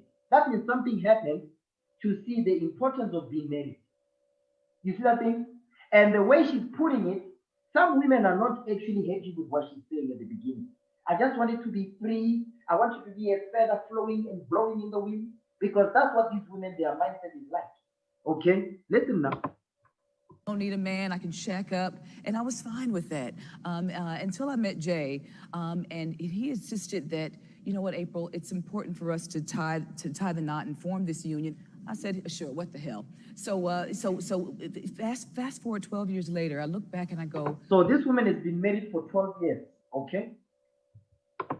You know what? Getting married was absolutely necessary for me because... You see what she's saying? She's saying getting married was absolutely necessary for her. She's seeing the importance of being married. Because now she's comparing the life when she was not and the life the life that she now has when she's married, and she's seeing the importance and the necessity of being married. Hebrews 13 verse 4 again. Okay? She's seeing the honor of marriage. You understand? Hebrews 13 verse 4 again. Read it. The book of Hebrews chapter 13 verse 4. Read. Marriage is honorable in all, and the parent defiled. But whoremongers and adulteresses, God will judge. But whoremongers and adulterers, God will judge. So marriage is honorable. And that's what she's saying. Because remember what she said. She says, but when I met Jay, which is the husband said, the husband is the one that said, we need to get married. What is that proof? The husband controls the relationship. The man controls the relationship. The woman controls access to sex. You see that thing? The man is the one that decides, I'm going to what? I'm going to put a covering of honor over your head. That's the husband decides that. The man is the one that decides that thing. You see that thing? Now, watch this. Because she said that the man is the one that said, we need to get married. Watch this. Give me Tobit chapter 1 verse 9. This is one of my favorite chapters, by the way. The book of Tobit. Not chapters, but book. Give me Tobit 1 verse 9. Watch this. Come on. After second Ezra. Read what you got. The book of Tobit, chapter 9, verse... No, chapter 1, verse 9. Pay attention. The book of Tobit, chapter 1, verse 9. Read. Furthermore, when I was come to the age of a man. When I was what? When I was come to the age of a man. When I was come to the age of a man. The age of a man. Now Tobit is no longer a boy. He's a man now. He's never been a boyfriend. He's a man. He says, when I come to the age of a man, what does it mean to be a man? Watch this. One of the ways of showing that you are a man. Watch this. Really. Come on. I married Anna of my own kindred. Hold on. What did Tobit do? I married. You see that? I married Anna Tobit of my got own married. kindred. Tobit got married. He says, when I came to the age of a man, I married Anna of my own kindred, and of her I begat Tobiah. So when he got to the age of a man, he understood marriage is honorable. That's how we build a nation. Marriage is honorable. Now I'm a man now. I grew up in the laws of the Most High God. You can read about that from verse 1 all the way down. Now it says, when I come to the age of a man, guess what I did? Give me that in 1 Maccabees 2. Okay? It says, because one of the ways of showing that you are a man, you get married because that's the law. You see that thing? It's not good that men should be alone. Watch this. Give me 1 Maccabees 2. Okay? 1 Maccabees 2 verse 64. Watch this. First book of Maccabees, chapter 2, verses 64. Go ahead. Wherefore, ye, my sons, be valiant and show yourselves men in the behalf of the law. Read. For by it shall ye obtain glory. You see that thing right there? It says, wherefore ye, my sons, be valiant and show yourselves men in the behalf of the law. Meaning stand up for the laws of the Most High. One of the laws of the Most High is what? Is marriage is honorable. So get married. If you're not married, don't be having sex. You see that thing? So it says what? Marriage, it says, ye my sons, be valiant and show yourselves men in the behalf of the law. For by it, by you keeping the commandments of the Most High, ye shall obtain glory, the kingdom of heaven on earth, rulership of empire forever. You see that thing? Now, let's go back to the video. So, you know what? Fast forward to form this union. He insisted that, you know what, April, until I met Jay, and I don't need a man, I can shack up, and I was fine with that. Until I met Jay, and he insisted that, you know what, April, it's important for us to tie the knot and form this union. I said, sure, what the hell? So fast forward 12 years later, I look back and I go, you know what, getting married was absolutely necessary for me because that union helped me to learn more about who I am. You see that thing? It says that union of marriage, that covenant of marriage, it says it taught her to know who she is, meaning what? Because when you are by yourself, you don't know if you're a good woman or not until you are under the command of a man. You don't know what type of woman you are. So if you never had a hedge of your father over you, when you get married, it's gonna be a very steep learning curve. You understand? Because now you need to learn how to submit. You need to learn how to humble down. You need to learn how to listen to instructions and execute those instructions. You see that thing? So now she's starting to see marriage put her spirit to the test. That's the point. It helped me to love myself more, because how you go love somebody else if you can't love yourself first?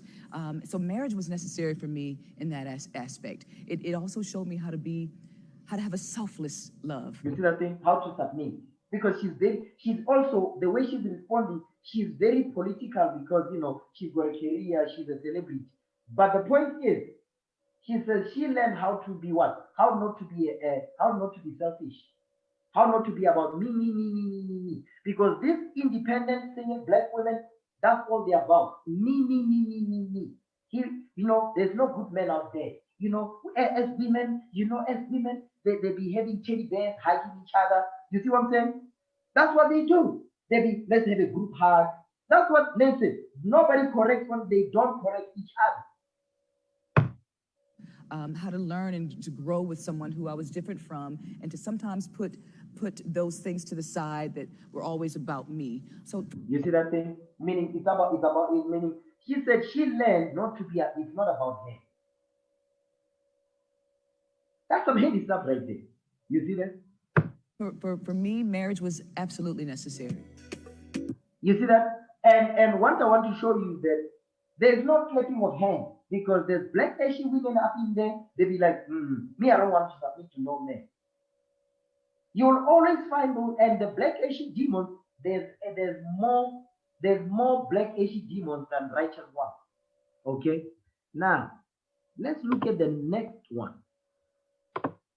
The next video.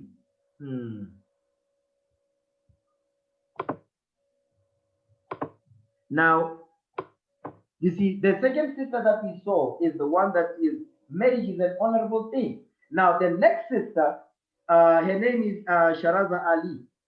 Okay, she's going to, you see that? Sharazat Ali. This woman right here, listen. Just listen to what she says. She's talking particularly to this independent black Asian queen. Okay?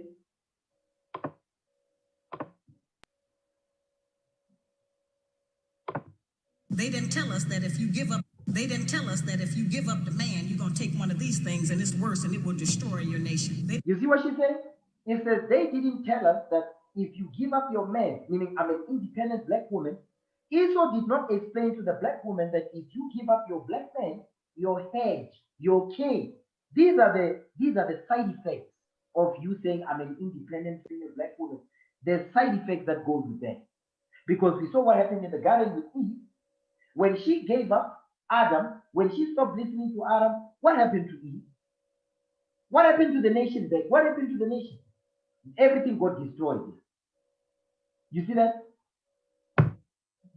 They didn't tell us that if you give up the man, you're going to take one of these things and it's worse and it will destroy your nation. They didn't give us that information. They made us think that it was some kind of glorified position to brag about the fact that I got my own job, my own credit card, my own car, so I don't need no man. I don't even know how we got that mixed up. Ain't none of that got nothing to do with being with no man. You know, we talk about the great strength that we have as black your nation. They didn't give us that information. You see, she's talking about nation building. She's saying, listen, you being told or you being tricked into giving up your man, your hedge, that caused you to what? To be in power.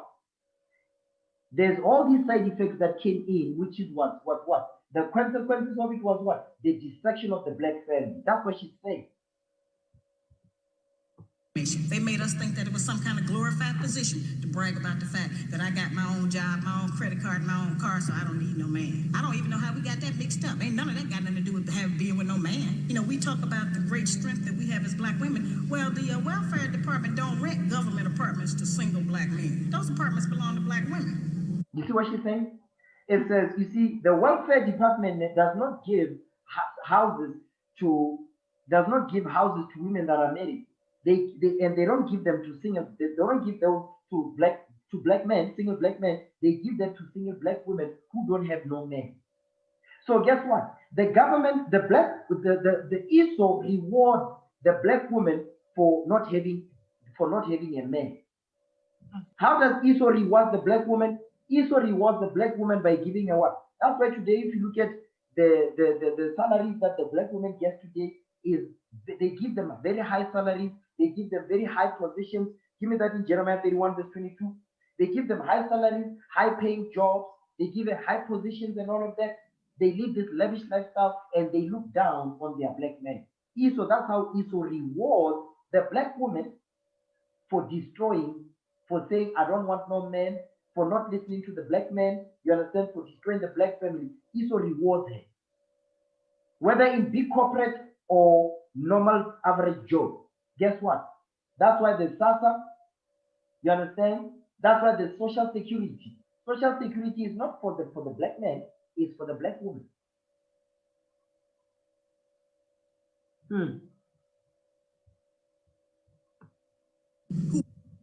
They didn't tell us that if you give up the man, you're going to take one of these things and it's worse and it will destroy your nation. They didn't give us that information. They made us think that it was some kind of glorified position to brag about the fact that I got my own job, my own credit card, my own car, so I don't need no man. I don't even know how we got that mixed up. Ain't none of that got nothing to do with being with no man. You know, we talk about the great strength that we have as black women. Well, the welfare department don't rent government apartments to single black men. Those apartments belong to black women who are allowing this to go on in their home. You see that thing?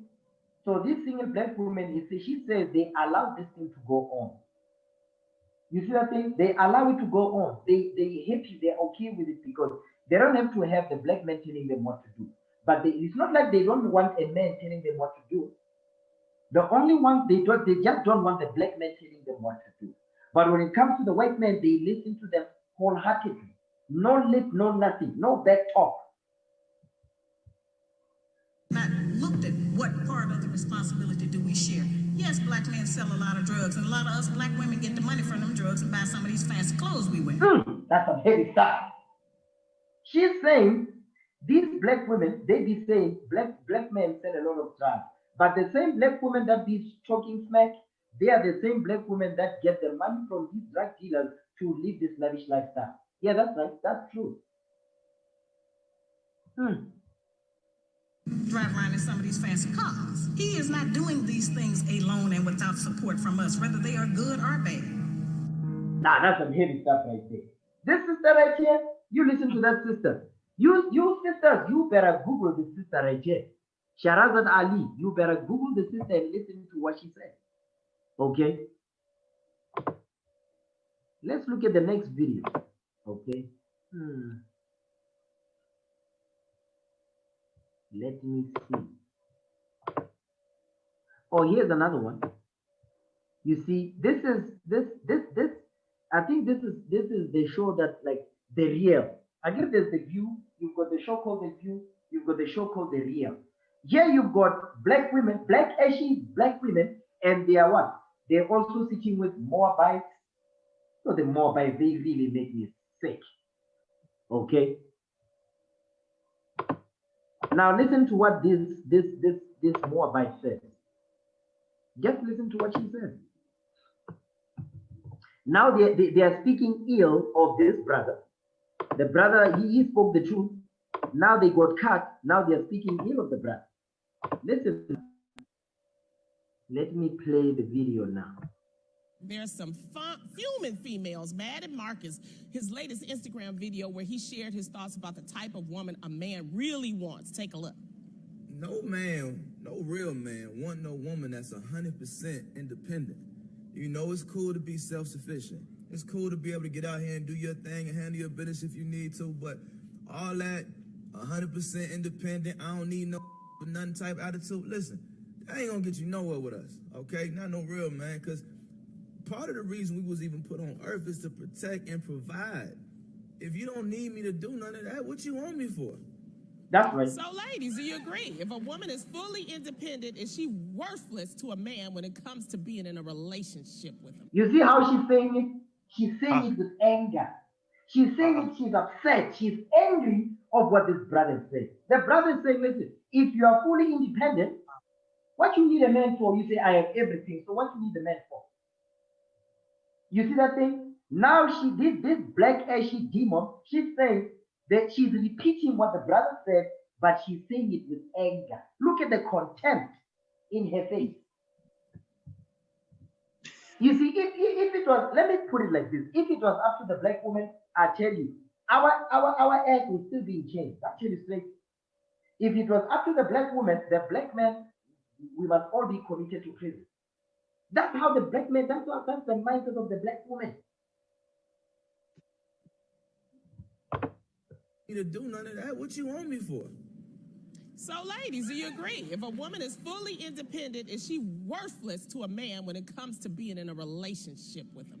He just said, if you don't want me to protect and provide, what do you need me for? I got a list for love. You see that thing?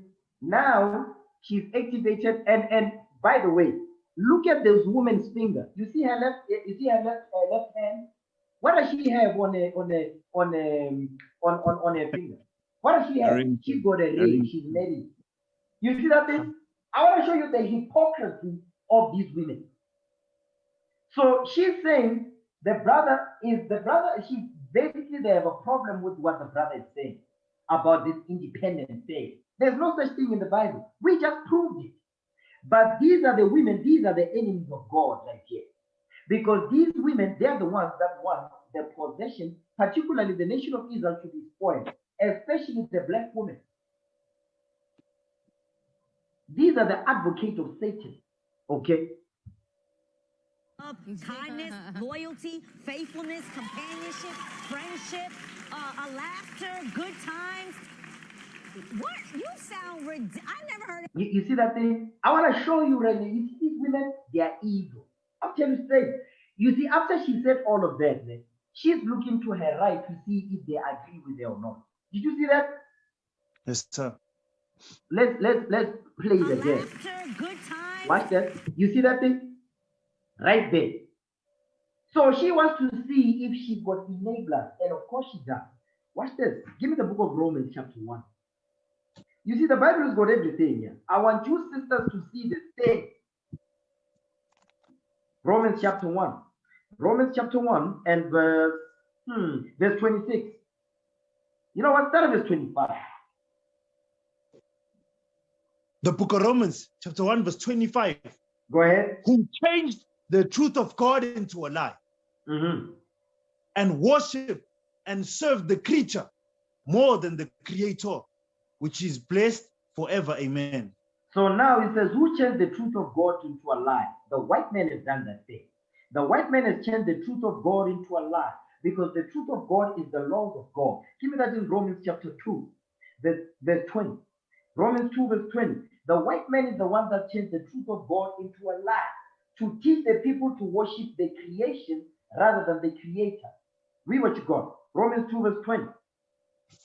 The book of Romans chapter 2, verse 20. An instructor of the foolish, a teacher of babes, which has the form of knowledge and of the truth in the law. You see that thing? And of the truth which is found in God's commandment. So the white man is the one that changed the truth of God that is found in God's laws into a lie. You see that thing? Now go back to Romans 1. Romans chapter 1, verse 26. Watch this. Because all that we've been seeing from Shonda Rhimes to obviously the second and third video, the second and third video, the second and third video addresses the proper family structure, the women that are about the building of the nation of Islam. That the first one with Oprah and Shonda Rhimes, those are the enemies of God. This woman right here and this black Ashy demon next to her, these are the enemies of God right here. Now read that. Romans 1:26. This is the mindset of these women. Read it. The book of Romans chapter 1, verse 26. For this cause, God gave them up to vile affections.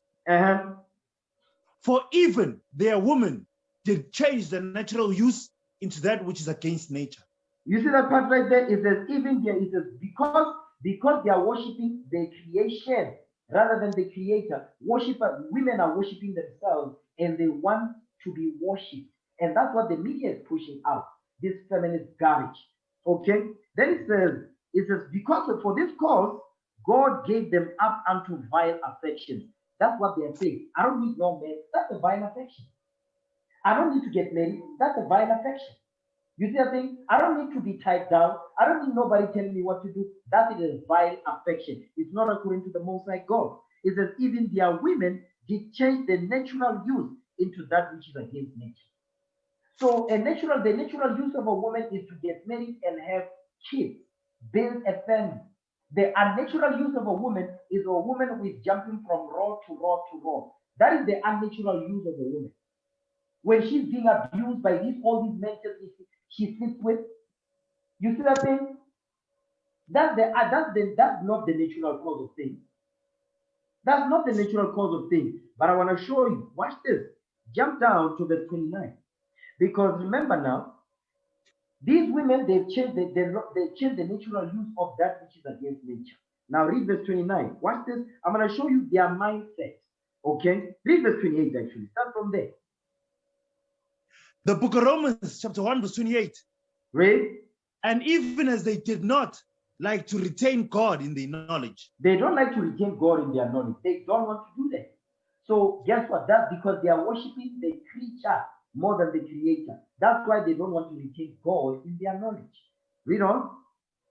God gave them over to a reprobate mind. You see that thing? God gave them over to a reprobate mind. Meaning what? A mind that is void of judgment. Read. To do those things which are not convenient. So to do those things which are not convenient. A single woman, being a single mother, being a single woman sleeping with multiple men, that is something that is not convenient. Is it convenient? When all these spirits of all these men that you're sleeping with, they are all up in you. That's not convenient. Go ahead. Being filled with all unrighteousness. You see that thing? That's the problem right there. Because of they are doing things, they are worshiping the creation rather than the creator. The Lord says, they are gonna fill you with all unrighteousness because they are in the midst of idolatry, worshiping themselves and wanting themselves to be worshipped. All unrighteousness, go ahead. Fornication. Fornication, sexual sin. Like Shonda Rhimes was saying, me, I don't like no man. I love having boyfriends. I love dating. You see that thing? Fornication. They are filled with fornication. Go ahead. Wickedness. Wickedness. Go ahead. Covetousness. Covetousness. Go ahead. Which is idolatry. Read. Maliciousness. Maliciousness, because their intent is not to build the nation. Their intent, they don't want to tell you, I don't want no man to tell me what to do. That's the intent. Read. Full of envy. They are full of envy. Who are they envying? They are envying the position of the man. They are envying the position that God has put the man in. The black man. The black man is a God on this earth. They envy that position. So if for them to want to be equal or above the position that the Most High God has bestowed upon the black man, they made a deal with the devil. I'm going to tell you straight, that's what the black woman has done. Because our foremother Eve did it in the garden, the black woman is doing it today with the white man. She made a deal with the devil just so she don't have to listen to the black man. Read. Murder. Hatred. Debate. What? Debate. They love to debate. They love to debate. They like to go back and forth. You understand? To make excuses for their sin, for their lust. They love to debate. Go ahead. Deceit. They are deceitful. Okay, come on. Malignity. Malignity. Read. Meaning cancerous. Read. Malignity. Whisperers. Whisperers. They like to gossip. They like to put something in your ear. Which ear? The ears of the young black women that are coming up, looking up to them. And because these are the role models now. Read. Backbiters. Backbiters. They backbite. Read. Haters of God. You see that thing? That's it right there. These are haters of God. They hate the Most High. Read. Despiteful. They despiteful. Read. Proud. Oh my God, man. They are proud. They are haughty. Like we read about last week in Isaiah 3:16. The daughters of Zion are haughty. That's the prideness. Read. Boasters. We're going to see the boasting in a minute. Just keep going. Inventors of evil things. They are inventors of evil things. What is the evil things that they're inventing? You don't need no man. You don't need no man to tell you what to do. You understand? I'm independent. I'm strong. I'm an independent, strong black woman. These are evil. These things. These are evil inventions. Okay, go ahead. Without understanding. No. Inventors of evil things. Next part of that verse. Disobedient to parents. They don't listen to their parents. Disobedient to parents. You understand? Read. Without understanding. They have no understanding. The only understanding they have is what? Is the lust they want to fulfill in their spirit. Read. Covenant breakers.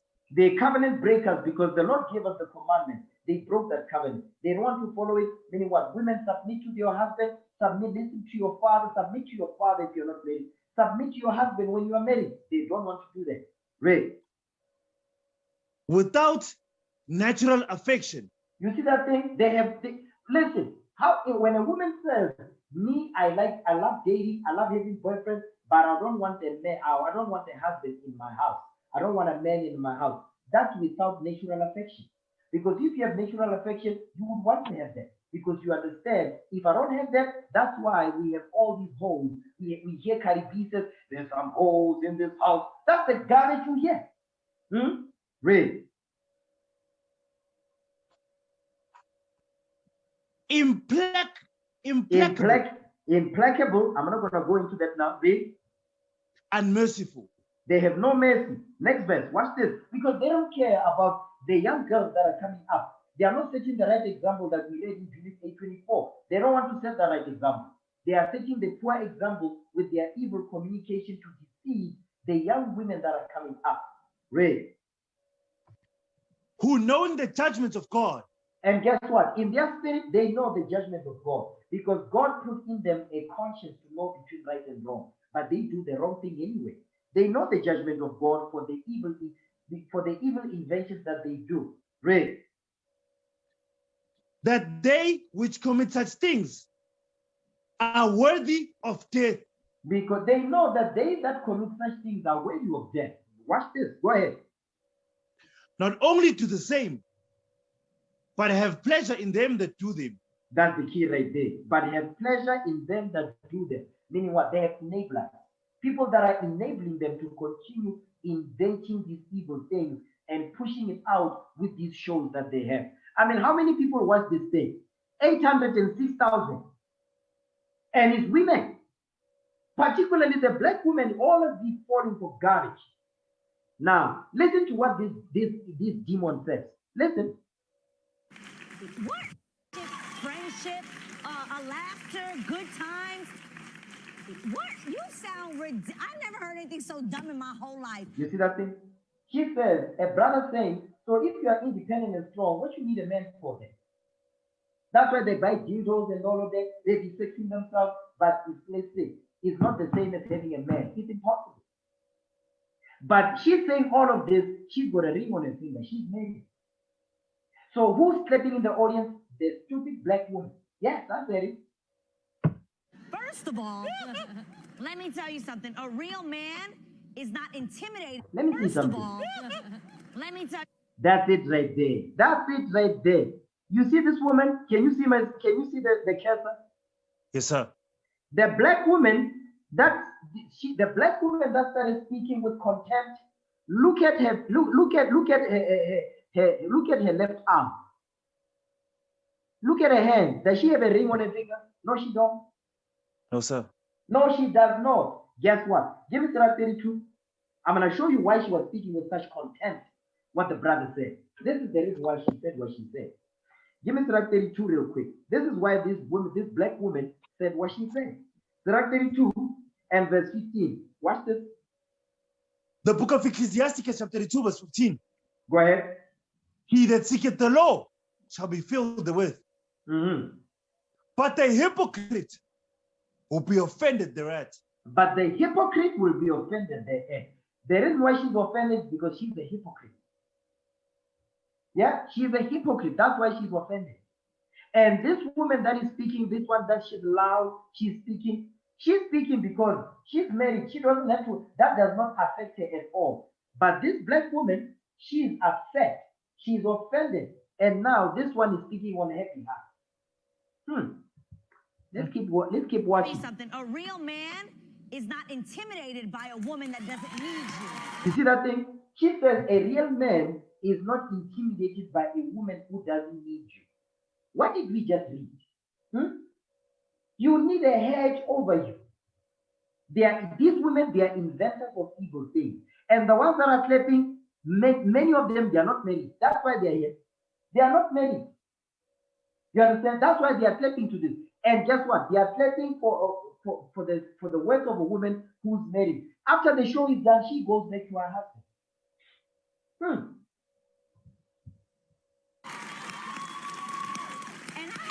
My questions, because in all honesty, I didn't know who this young gentleman was. So I had to ask questions, and I found out that he is on Love and Hip Hop, and he dates on and off again Brooke Valentine, who we've had on the show here. You see that thing? That is right there. You see that is tactic. You ever see whenever a black man gets killed, right? And he's killed by a white man. When they do the investigation to arrest this white man that is committing the crime, you know what they're gonna start doing? They start investigating. Nobody smoked weed, or nobody, he didn't pay his child support. Wait a minute. So what does that have to do with this white man that is killed, this black man? What does that have to do with it? Now you see what she's saying. Now she's going back. She says, no, This young man that is spoken, he's on love and hip hop, he's an on and off relationship. What does that have to do with what is there? Absolutely nothing. But they will mention that to throw you off. Some evil stuff here. And the reason why they are on and off is because he has been accused of not. Yeah, and you see what she said? You see how she speaks? She wants to make sure that you see that she's married. I want you, brothers, to see this thing. Watch this. Some evil stuff here. Give me the book of Revelation.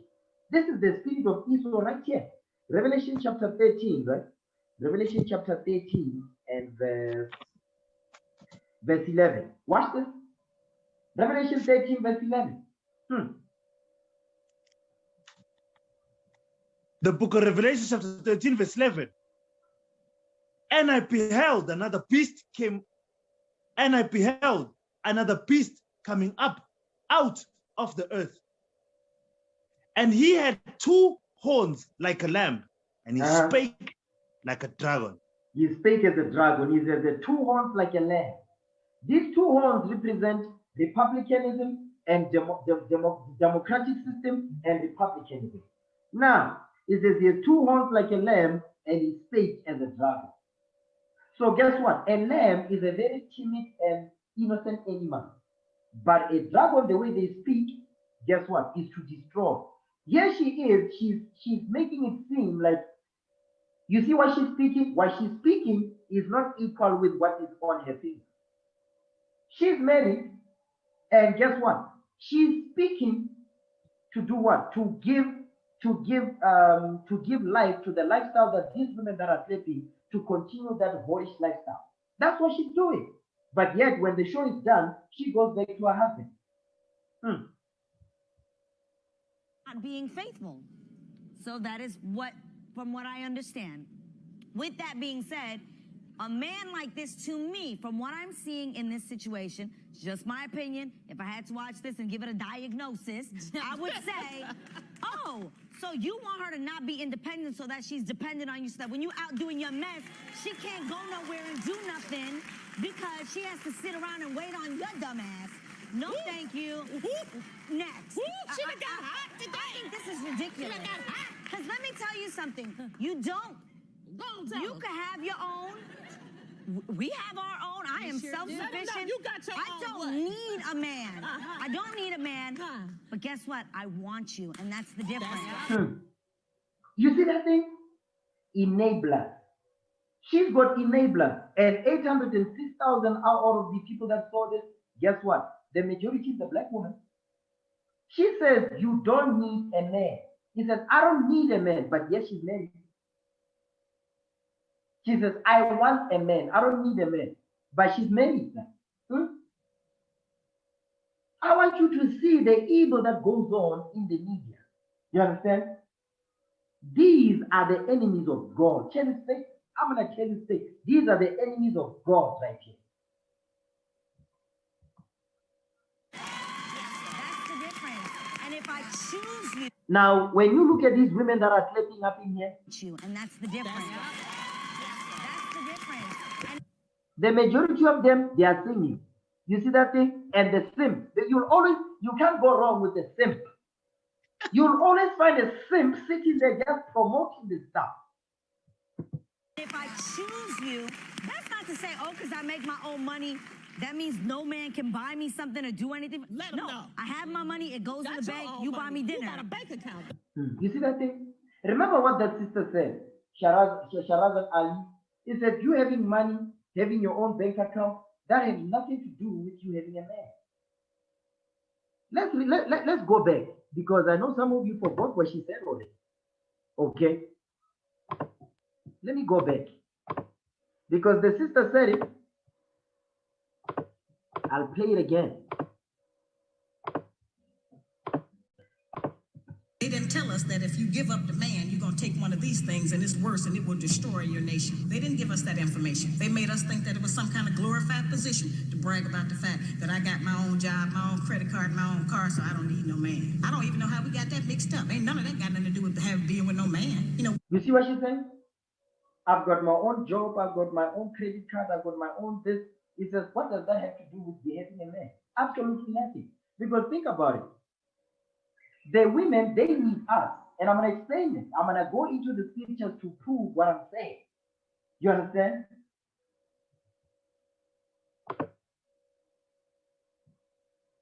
I'm going to go into the scriptures to prove everything that I'm saying. These are the things that I have to watch to be able to edify. But man, these things, they make me sick.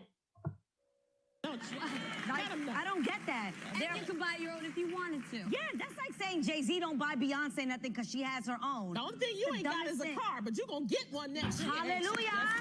Because you don't know how to drive yet. But I'm working on that. So you're going to get that, And it just sounds dumb. There are plenty of other areas that you could need a man in that aren't financial. And I think that's... You see that part right there? I want to show you, like, even in their speech, their own speech is condemning them. She's saying there's other parts where you need a man. She just finished saying, not so long ago, she said, you don't need a man. Am I wrong? That's what I heard. That's what she just said, right? She just said that. But listen to what she says now, a couple of seconds later. Sounds dumb. There are plenty of other areas that you could need a man in that aren't financial. And I think that's the issue that I have with this, is that he's saying protect and provide. Are you protecting my heart? It's archaic. That's you're failing at too, sweetie. It's archaic thinking, and it's also controlling. Yeah, that's it right there. You see that thing? That's it right there. He says, she says, because I'm going to translate because we black. She says, it's archaic thinking. What does that mean? Meaning what? This is old way of thinking. That's the black woman she's saying. The black woman is saying that's archaic thinking, meaning that's the old way of thinking. Shortly after that, what did she say? Listen to what this black woman says now. It's archaic. That's you're failing at too, sweetie. It's archaic thinking, and it's also controlling. That's it right there. That's the issue. The issue is, no, you are controlling me. It's also controlling, meaning she doesn't want nobody to tell her what to do. You see the thing? Because if she was married, she was not going to leave the house dressed with her boobs showing. This woman is married. Do you see her boobs showing? Covered up, no. Sir? Her chest is covered. But this black ashy demon, guess what? Her cleavage is showing. Oh man, these black women, they make this type of black women like that. These type of black, I'm not saying all black women, because we've got righteous sisters opinion, but I'm talking about these particular, they make me sick to my stomach. They make me sick to my stomach. They are the reason why we're still in slavery. I'm telling you straight. They are the reason why we're still in captivity. Okay? Men like this want to control a woman, in my opinion, because they make you dependent on them. And, and that's why a lot of women, when you get into certain situations, you can't get out because you're dependent on this, you're dependent on that, and you make your decisions because you're thinking, oh, I got to depend on him for that, and it's not right. Yeah. You see that thing? That's the reason why these black women are single, independent, and alone, because of this mindset right here.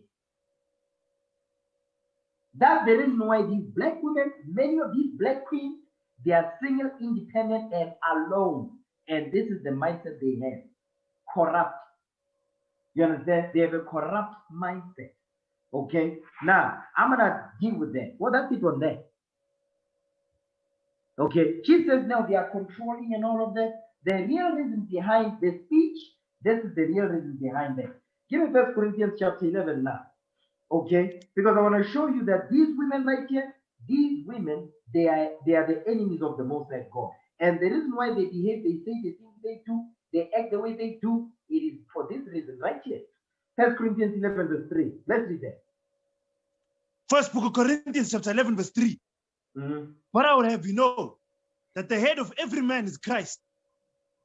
And the head of the woman is the man. And the head of Christ is God. You see that thing? Is that the head of the woman is the man. Notice it didn't just say husband. No, the man. Period. So whether it's your father, whether it's your uncle, you see that thing? Whether it's the leadership, the leadership in the congregation, that's why it says man. But the Christian black woman says, but he's not my husband. He's not going to tell me what to do. No, sister, that's not what the Bible says. The Bible says the head of the woman is the man. It didn't say the head of the woman is the husband. The husband is the man, first and foremost. Okay, let's just get that out there because we're slow. Black people, we're slow. Slow babies. So the head of the woman is the black man. You see that thing? So this is what they are fighting against. They are fighting against what? They are fighting against the black man ruling over them. That's what they don't want. First Timothy. They don't want that. They don't want the black man ruling over them. First Timothy chapter 3, verse 5. Watch this. First book of Timothy chapter 3 is 5. First book of Timothy chapter 3 verse 5. Come on. For if a man know not how to rule his own house. How to what? How to rule his own house. You see that thing? Because men are born to rule. We are the rulers and the leaders of the earth. The black men. We are the gods of the earth. It says, if a man know not how to rule, because that's what makes a man, to rule, to keep God's commandments and use God's commandments to rule the nation and to lead the nations in the path of righteousness. If a man don't know how to rule his own house, go ahead.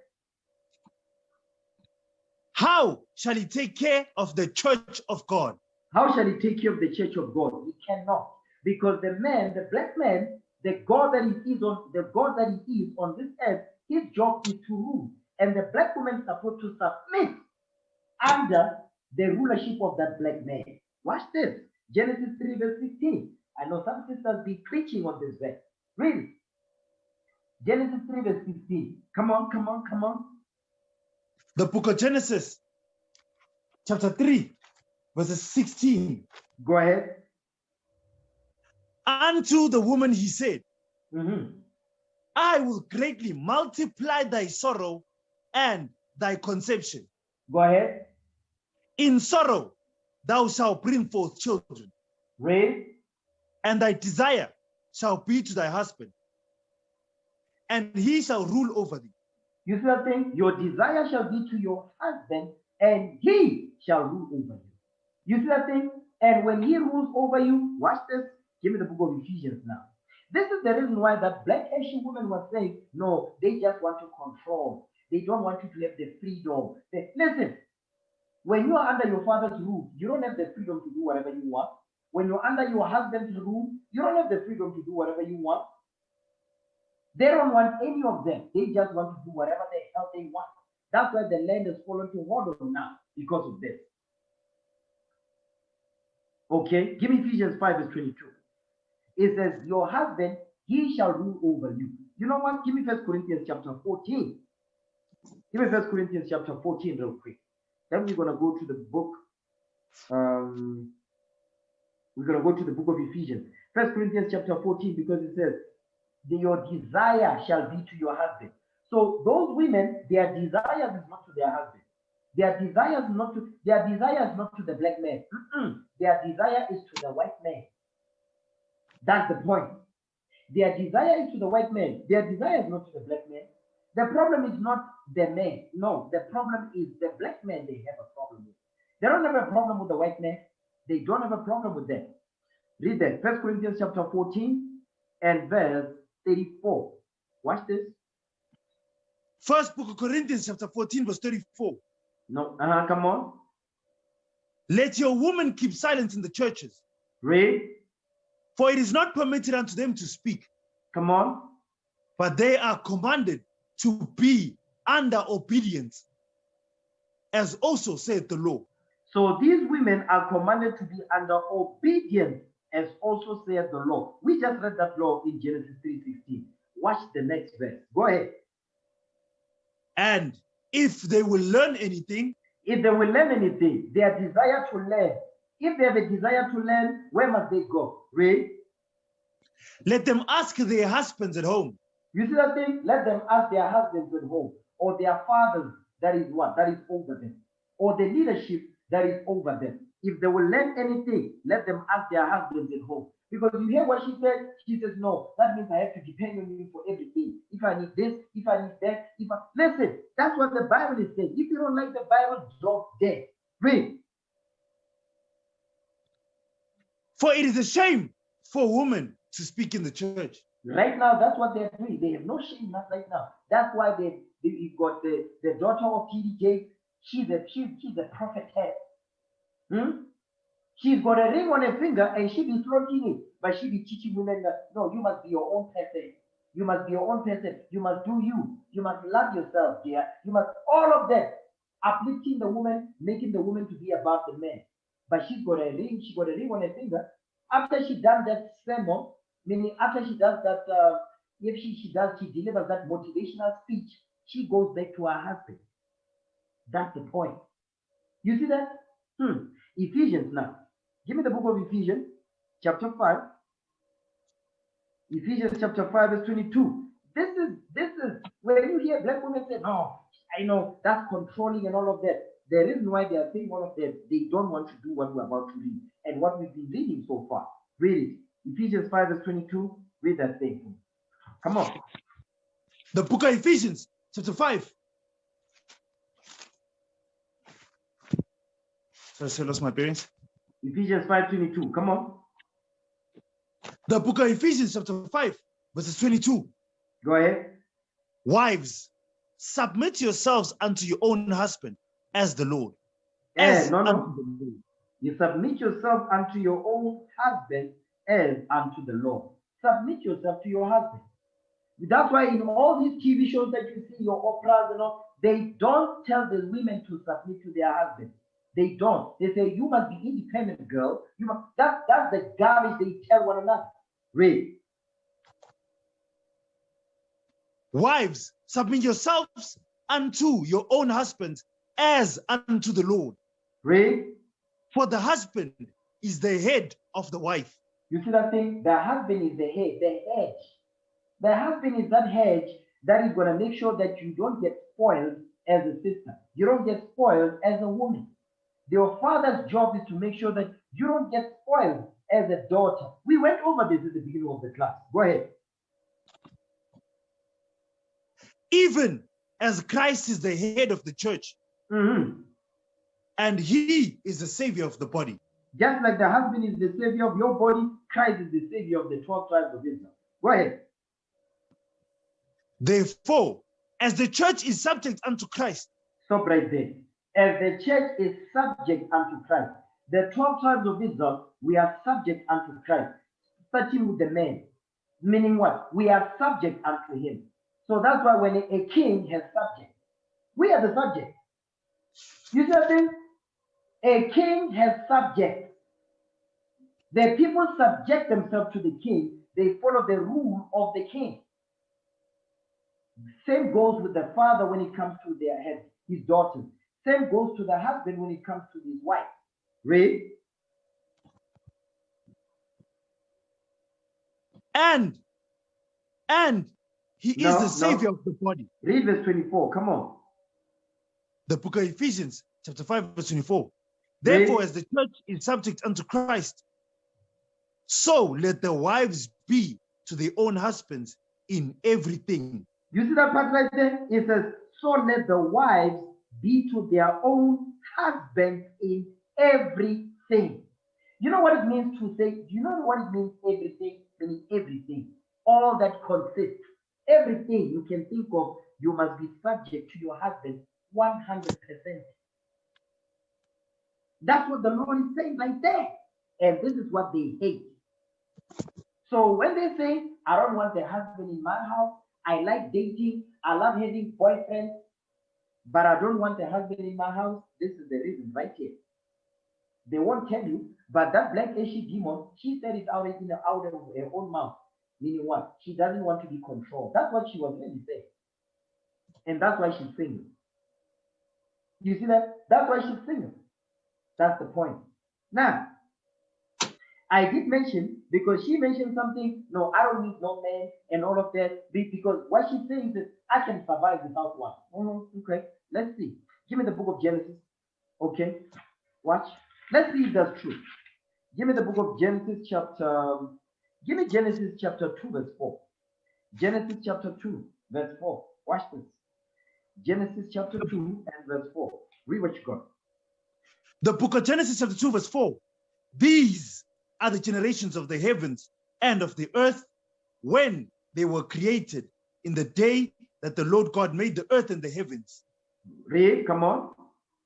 And every plant of the field before it was in the earth, and every herb of the field before it grew. For the Lord God had not caused it to rain upon the earth, and there was no man to till the ground. And there was no, that's the point I want. It says, and there was no man to till the ground. Watch this. There was no man to till the ground. Hold this. Give me the book of Proverbs, chapter 8, verse 4. Proverbs, chapter 8, verse 4.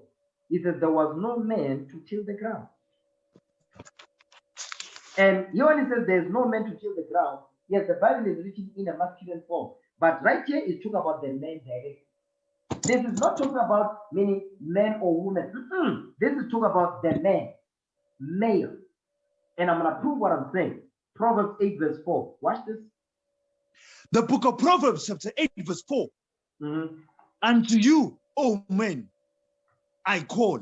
And my voice is to the sons of men. You see that thing? Unto you men, I call. So the most that God, he calls the man first. The man is the prize. Understand that. The man is the prize. The Lord calls the man first. Ezekiel 34, verse 21. No, Ezekiel 34, 31. Read what you got. Ezekiel 34, verse 31. Watch this.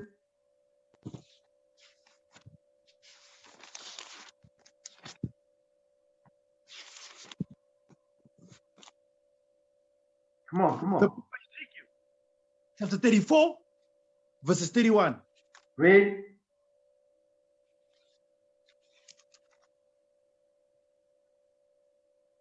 And ye, my flock, the flock of my pasture.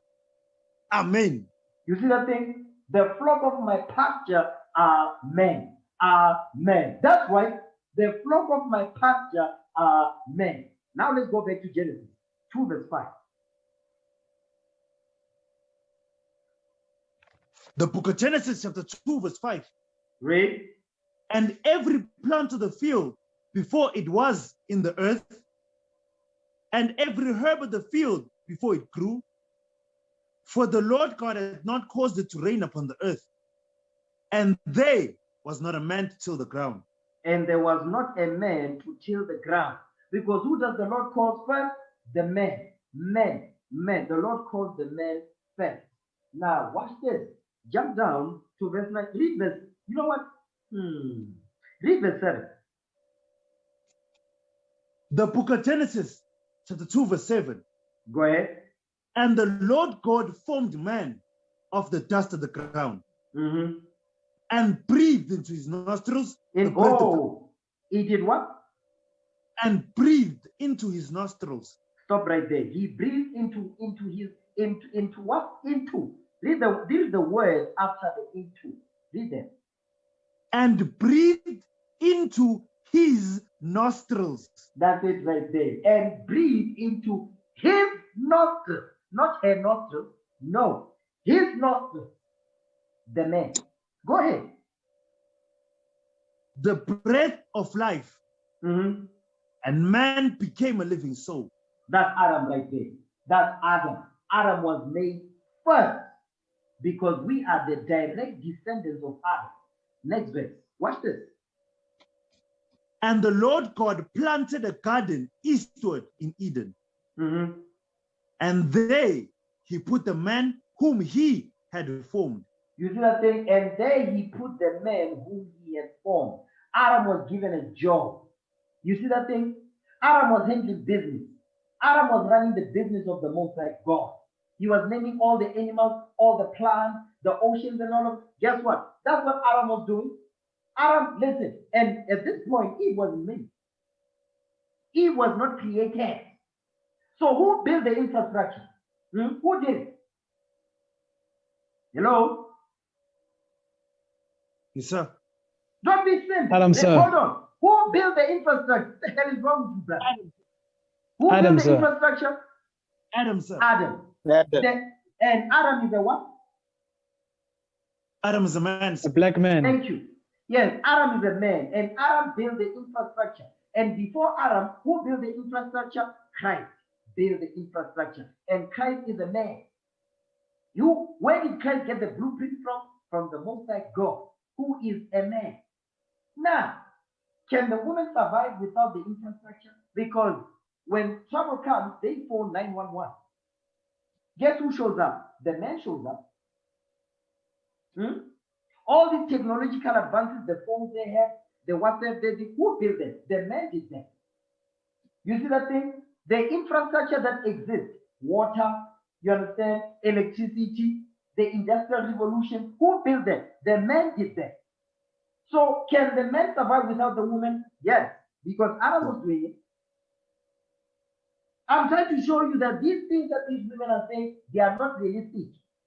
They don't make no sense because who built the infrastructure? We did that because we just read it. You see that thing? Because I'll prove it, just something simple as water. Give me the book of Genesis chapter 1. Genesis chapter 1 and verse... Give me Genesis chapter 1 verse 20. The book of Genesis chapter 1 verse 20. Go ahead. And God said, let the waters bring forth abundantly the moving creature that hath life. Read. And fowl that may fly above the earth in the open firmament of heaven. You see that thing? It says, let the waters bring forth abundantly the moving creature that has life. The Lord did this. Okay, the Lord did this. He's a man. Give me that in Numbers chapter 15. I believe that's what I want. Is that what I want? Is it Numbers, right? Wait, no, Exodus. I think it's Exodus. Yeah, give it to me. Come on. Exodus 15 and verse 3. Read it. The book of Exodus chapter 15 verse 3. Read. The Lord is a man of war. The Lord is his name. You see that thing? The Lord is a man of war. The Lord is a man of war. God is a man. He built the infrastructure. You see this? He built the infrastructure. So after he built the infrastructure, who was created after that? After Adam was there Adam was handling the business. Adam was running the empire of the Most High on earth. After that, Eve was created and brought to Adam. When Eve was created and brought to Adam, she had to be taught everything. And guess what? She found everything already running when she arrived. You see this? But she said, no, I don't need no man. You can't make this stuff up. Okay? You cannot. So the thing that these women be saying, I don't need no man, we can survive without, listen, that's just a lie. Is to intimidate the simp, is to put the simp in fear. I'm telling you straight. Because the simp will fall for that. The television, the social media, the smartphones they have, the clothes they got, all these textiles and all of these things. Who's the distribution, the logistics, security, the police department, the medical department, you understand? The medical industry, the pharmaceutical. Who's running this whole thing? Man is doing it, not the woman. The woman, they just using the infrastructure that was built by men. Tell me I'm wrong. No, sir. So do they need the men? Yes. Do we need them? No. No. Because Adam, he was running the empire of the Most High God on earth. Eve wasn't there. I don't see at what point where Adam was complaining, say, hey, there's no woman. He never. You not read about that. But these are the things that we're hearing, and a simple believe that stuff. Now, let me switch gears now, because these single independent women, these black single independent black women, not only are they single, but they are single mothers too. Watch this. Give me the book of Ezekiel, chapter 16, verse 44. Actually, before you get there, give me Micah 3. Give me Micah 7, verse 10. Because I did mention that these are the enemies of God, and I didn't prove what I said. Let's read it. Micah 7, verse 10. Let's read that. The book of Micah, chapter 7, verse 10. Read. Then she that is mine enemy shall see that it. Thing? But she that is my enemy, these singing independent black women, I don't need no man. I can rather hold myself out. I don't have to get married. Read. Then she, that is mine enemy, shall see it, and shame shall cover her, which said unto me, Read. where is the Lord thy God? Mine eyes shall behold her. Now she shall be trodden down as the myrrh of the streets. As the mire of the sea. You see what the Lord is saying? It says these black women that hate God, they're inventors of evil things, and they like to have enablers to encourage them to continue this whorish lifestyle. The Lord says, guess what?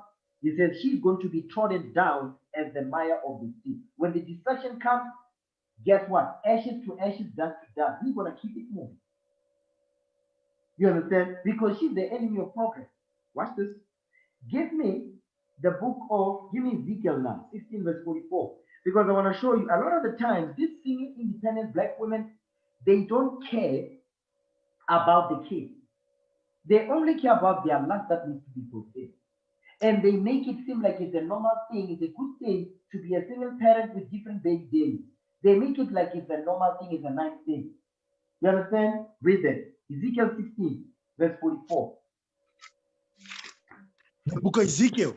Oh, you know what? No. You know what? Before we get there, give me Surah 23:23. Ecclesiasticus chapter 23, verse 23. Let's read that first. The book of Ecclesiasticus, chapter 23, verse 23. Go ahead. For she had disobeyed the law of the Most High. And secondly, she had trespassed against her own husband. You see that thing? The women that trespass against their own husband. How do they do it? Read.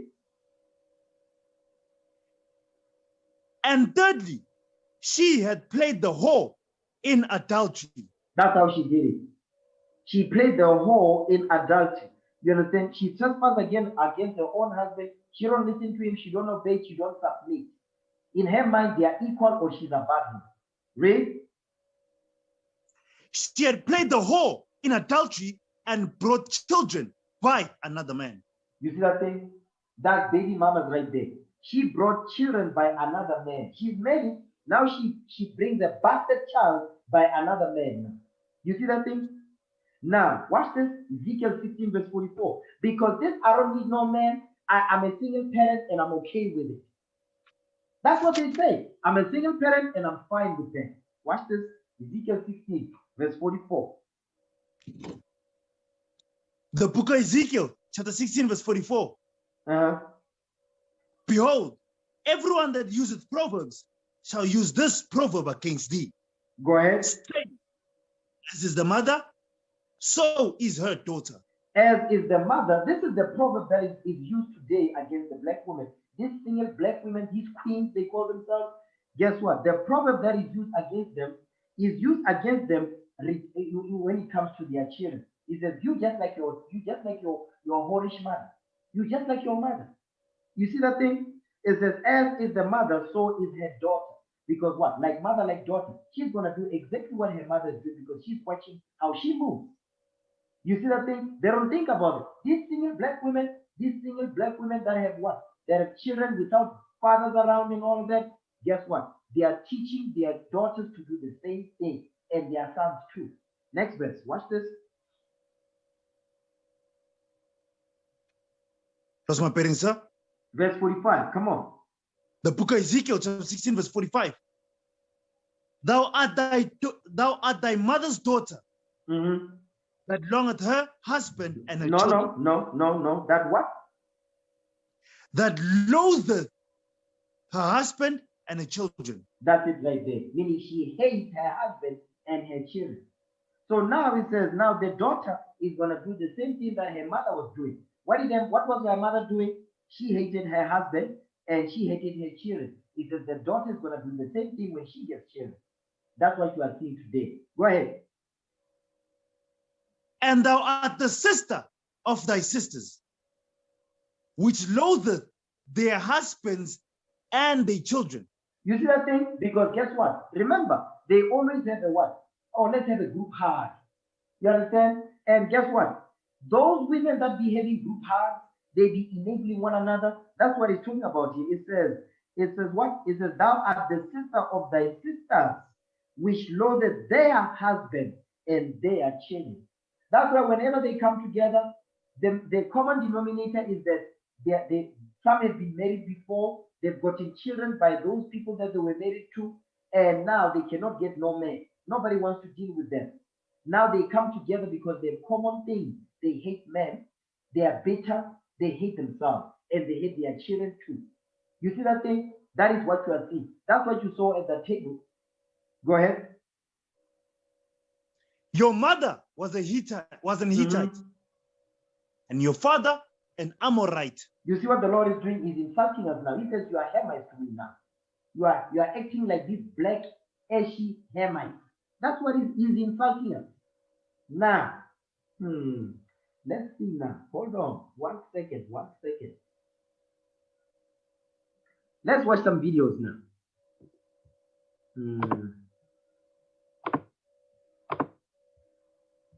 Okay, we want to watch this one first. Because we just read about the baby mamas. Okay. It's a pretty disturbing epidemic. It is beyond catastrophic. Almost 3/4 of black children. It's at an alarming rate in the African American community. It is a crisis. It's devastating. The 72% number. 72%. 72%. 72%. 72%. More than 72% of children in the African American community are born out of wedlock. That means absent fathers. I wish I'd had a father who was around and involved.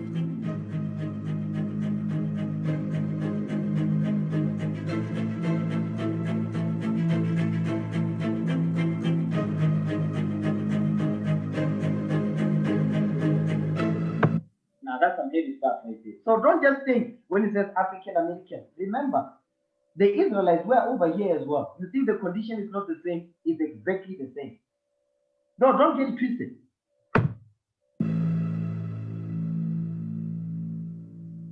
In 1965, Daniel Now this is 1955. Listen to the stats. Patrick Moynihan in his report said that 29% of African American children being born into out of wedlock households was a travesty. So if 29% is a travesty in 1965, what is 72% in 2030? So 1965 now is 20. This was for the 2013, 72%. So what do you think the number is now? It's way over 80%. You understand? And remember, the number of females versus men is more. The women, they outnumber us in terms of number, in terms of the numbers. You understand?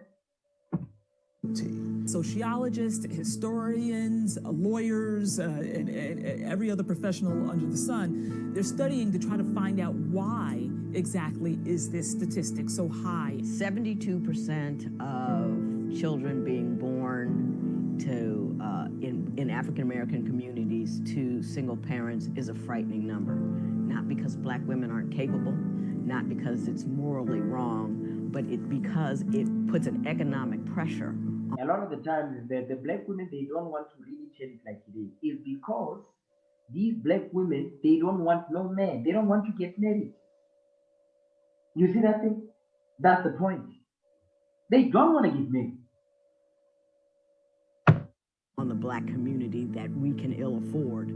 I think it's very important that we understand the history and, in many ways, the evolution as to the single-parent home in the African-American community. It goes back to pre-slavery days. In Africa, prior to the slave trade started, what you had is basically tight societies. So don't mind if they are using Hamites as examples there when they say Africa. Okay, so don't mind. Everybody was linked to the land and linked to a spiritual system. Spirituality affected everything you did. Single parenthood as a notion was not really present pre-colonization and pre-slavery. African men, broadly speaking, took care of their children in that in some societies they may have been responsible for rites of passage. So they taught the men how to be a man, and they took them out and they taught them how to hunt, and they were initiation ceremonies. Yeah, definitely. These are Hamites. This is what the Lord is insulting us with. These Ashi people right here. You see them? Look at them. This is not Israel at all. Just look at them.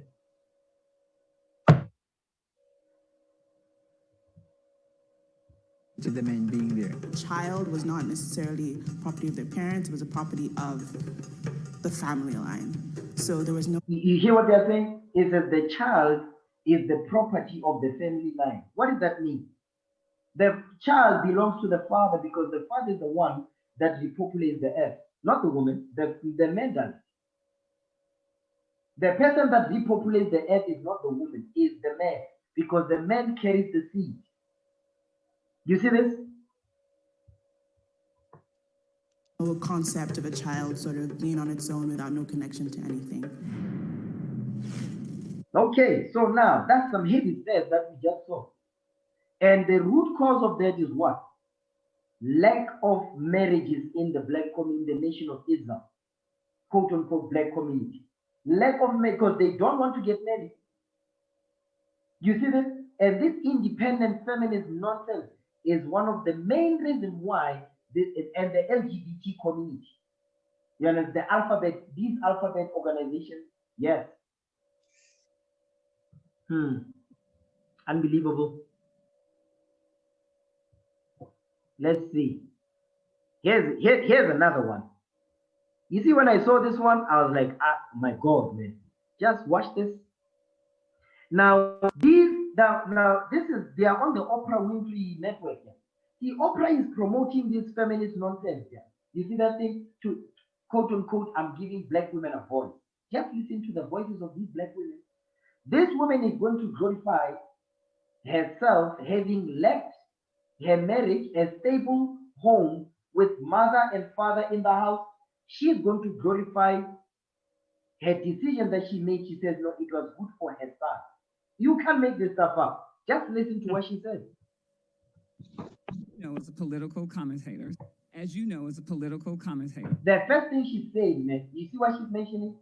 What she does. Because that's more important than family. As a political commentator, because that's her priority. You see, the black women's priorities are completely off.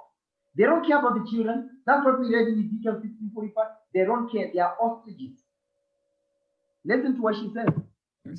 As you know, as a political commentator, single moms get a bad rap. And they've been used as political punchbags, like we are just the dredge of the United States. I was married to a very wealthy man. I got a divorce, walked away from $1 million lifestyle in South Florida because that was the best thing to give to my son. You see that thing?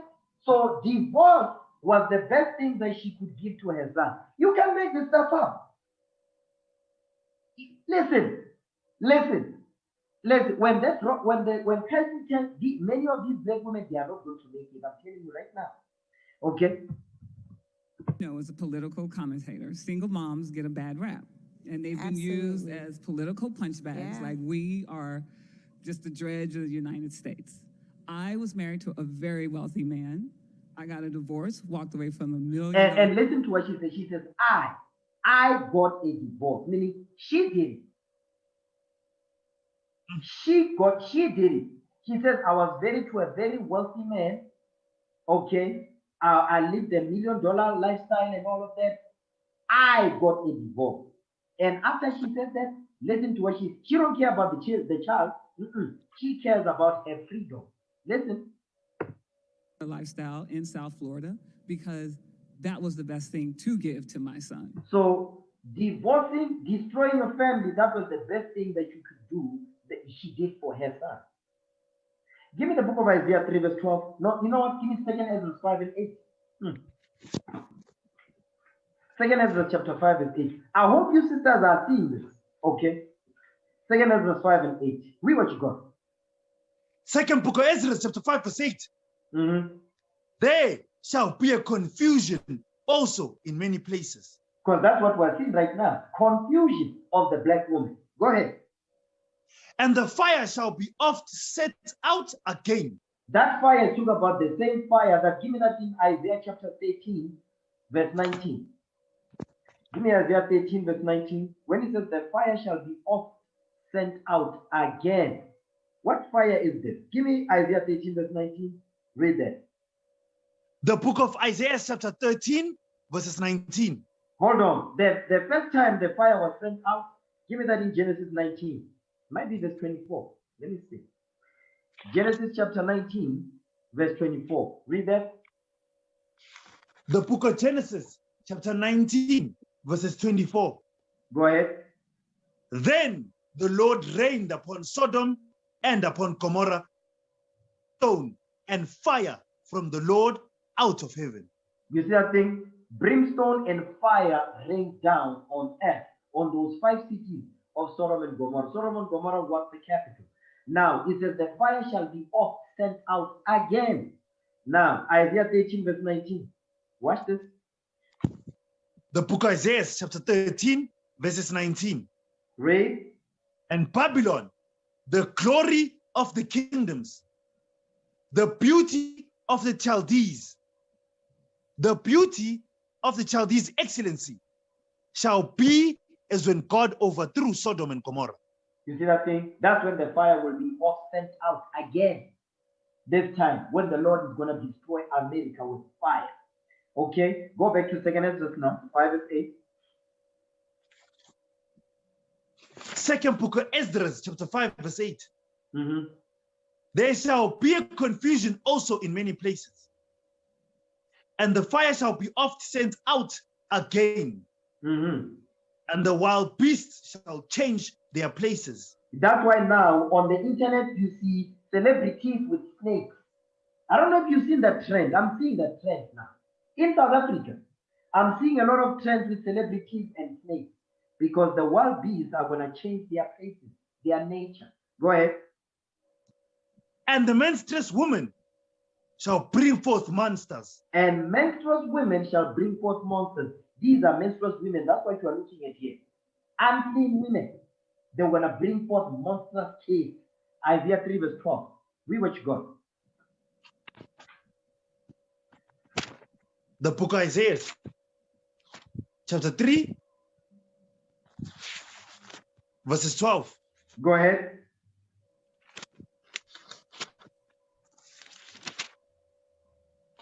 As for my people, children are their oppressors. You see that thing? Monstrous kids. You understand? And menstruous women shall bring forth monsters. That's the children that will rule over the parents. Children will oppress their own parents. You understand? Read. And women rule over them. You see that thing right there? And women rule over them. Because that father, the father that she divorced, the husband that she divorced, she took the father she took the child away from his father. That's what she said. And she said that was the best thing she did for her son. Unbelievable. Now it's saying, and women rule over them because she's going to effeminize him. He's going to be effeminate. Okay, read.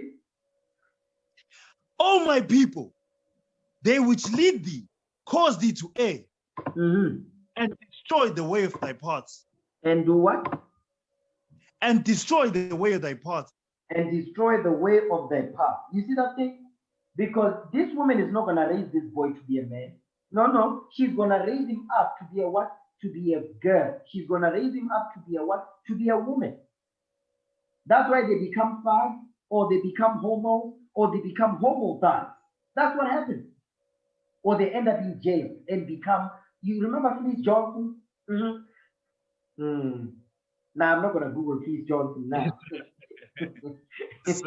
Let me leave Fleece Johnson alone. Okay? Let's play on. Was a better life, not the man.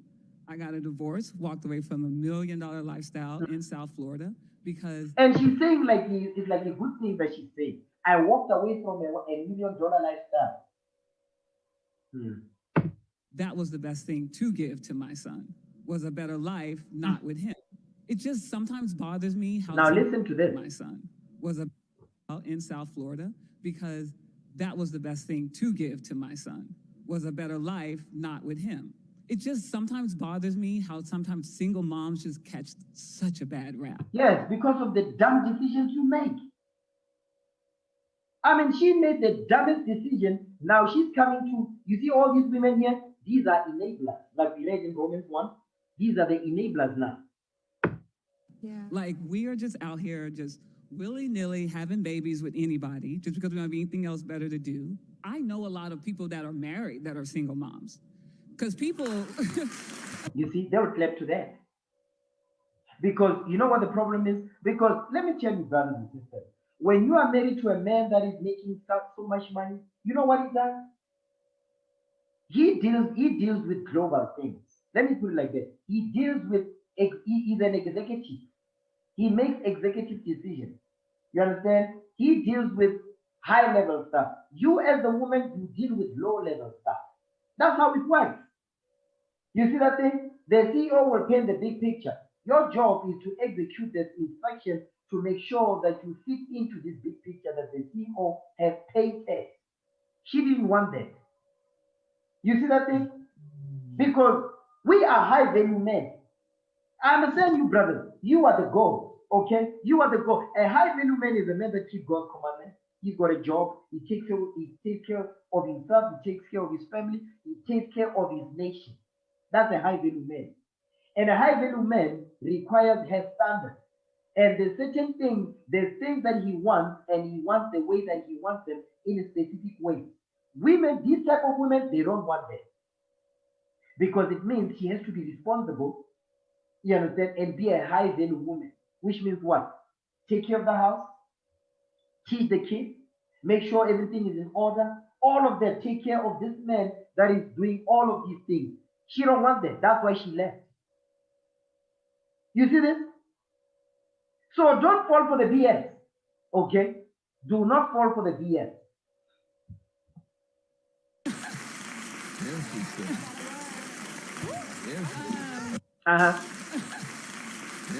You see that? These are all enablers.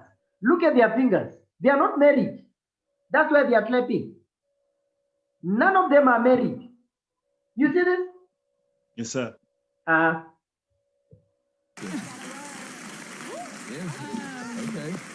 No, I mean, I'm very serious. I have a lot of friends who are married to very wealthy men, and they're married to the lifestyle. Hold on. He says she knows a lot of women that are married. You understand? They are married to wealthy men, and they are married to the lifestyle. Wait a minute. Because the lifestyle that this man is giving you is for you to do what? What must you do in return? You must what? You must be in order. You must make sure that you make him look good. You must take care of the children. You see, there's a lot of work involved in this. She don't want that. So she rather destroy that boy's life because she doesn't want to be a submissive wife. That's the problem. And they think that the baby is going to save the marriage. Babies don't save marriages. They just prolong bad marriages. Everyone in this room wanted to grow up and be a mother. Some of you did. No one wants to grow up and be a single mom. Hold on. Wait. Hold on. Is anybody getting this? In the beginning of the conversation, what did she say in the beginning? She said, I was married to a very wealthy man. I was living $1 million lifestyle and all of that. I decided to divorce this man. Then she comes back later. She says, nobody wakes up and says, I want to be a single mom. But she did it. Did she not do that?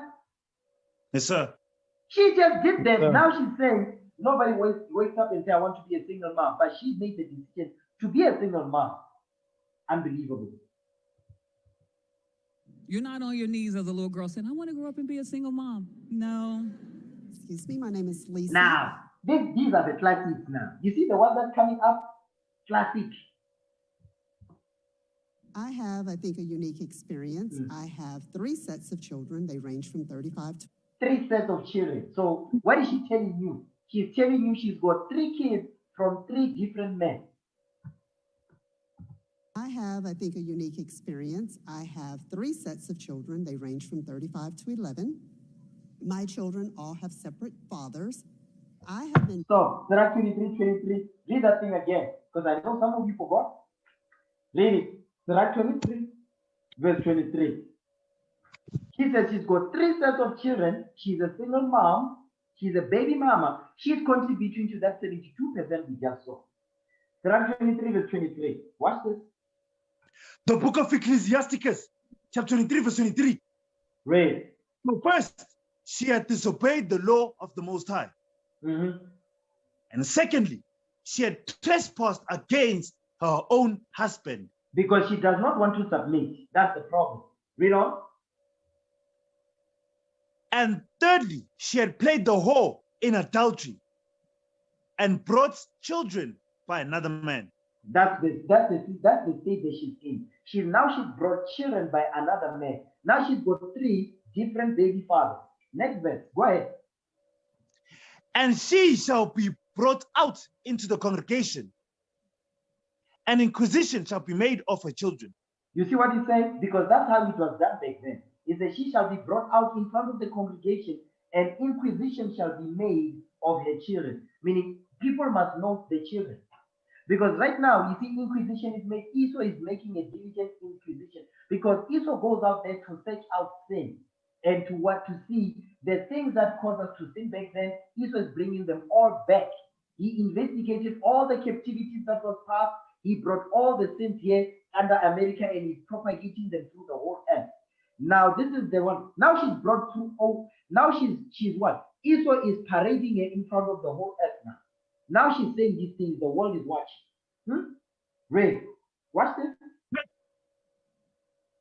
Her children shall not take root. See, they don't think about the children. It says the children shall not take root. She don't think about that. She don't think about that thing. It says her children shall not take root. You see that? Because in order for the children to take root, what needs to happen? That means the children must grow up in a stable home, and when they take root, that means the male will continue what? They will continue the lineage and all of that. The family structure is going to be built. Read on. And her branches shall bring forth no fruit. You see that thing? And her branches shall bring forth no fruit. So what does she have to say about this stuff? I'm going to show you that her lifestyle has nothing to do with the children. She don't care about the child. Just like the previous one that she spoke, she says, getting a divorce was the best thing for her son. Guess what? Her children is not going to take root because she didn't care about the children. She doesn't care. She didn't care about that child. Neither did this one, because she didn't learn. For the first, let's say the first one, okay, she did it out of whatever, she was young and all of that. Fine. The next one, she don't learn. The third one, she don't learn. The fourth one, because she's got 4. Watch this. Keep going. Read verse 26. The book of Ecclesiasticus, chapter 23, verse 26. She shall leave a memory to be cursed, and a reproach shall not be blotted out. Now she's leaving it says her memory shall be cursed. So now you think, but because of what's happening in the world, this is acceptable now. This is normal. There's nothing wrong with this. You see that? There's nothing wrong with this, according to the standard of the world. Let's keep playing. Very fortunate. My children all have separate fathers. I have been very fortunate that with all 4 of the children and the 3 fathers, they have partnered with me every step of the way. So having 3 different baby daddies, right? She says that's a fortune to her. This is fortunate. I want you to see, give me that in Isaiah chapter 1. Isaiah 1 verse 5. I want to show you something. It says she's very fortunate. She's got 3 different baby daddies. So that's a fortune. Because that's what the world teaches now. Isaiah 1 verse 5. Read what you got. The book of Isaiah chapter 1 verse 5. Why should he be stricken anymore? Read. He will revolt more and more. Because this is a revolt. This is an example of rebellion. Go ahead. The whole head is sick. That's the problem right there. The whole head is sick. Why? Because there's no hedge. Where no hedge is, there the possession is spoiled. Now the whole head is sick now. Go ahead. and the whole heart faint. That's what you are looking at right now. You understand? That's what you are seeing right here. A lot of people often have said that being divorced has actually made parenting more difficult. You see, now that's the sense now. Is a lot of people say getting a divorce makes parenting difficult. Let's see what she says. Has that been your experience? It's made parenting better for me. You see that thing? Man, I want to go back to the streets. Woo! Man, I want to go back to the streets. My fingers are itching. Did you hear what she said? I know some of you missed it. Let's play it again. More difficult? Has that been your experience? It's made parenting better for me. It says it has made parenting better for her. So this is all about her. You see that? It's got nothing to do with the children. No, it's all about her. It says it made parenting better for me. And she's laughing about it because she wants the group heart, the enabler. Okay?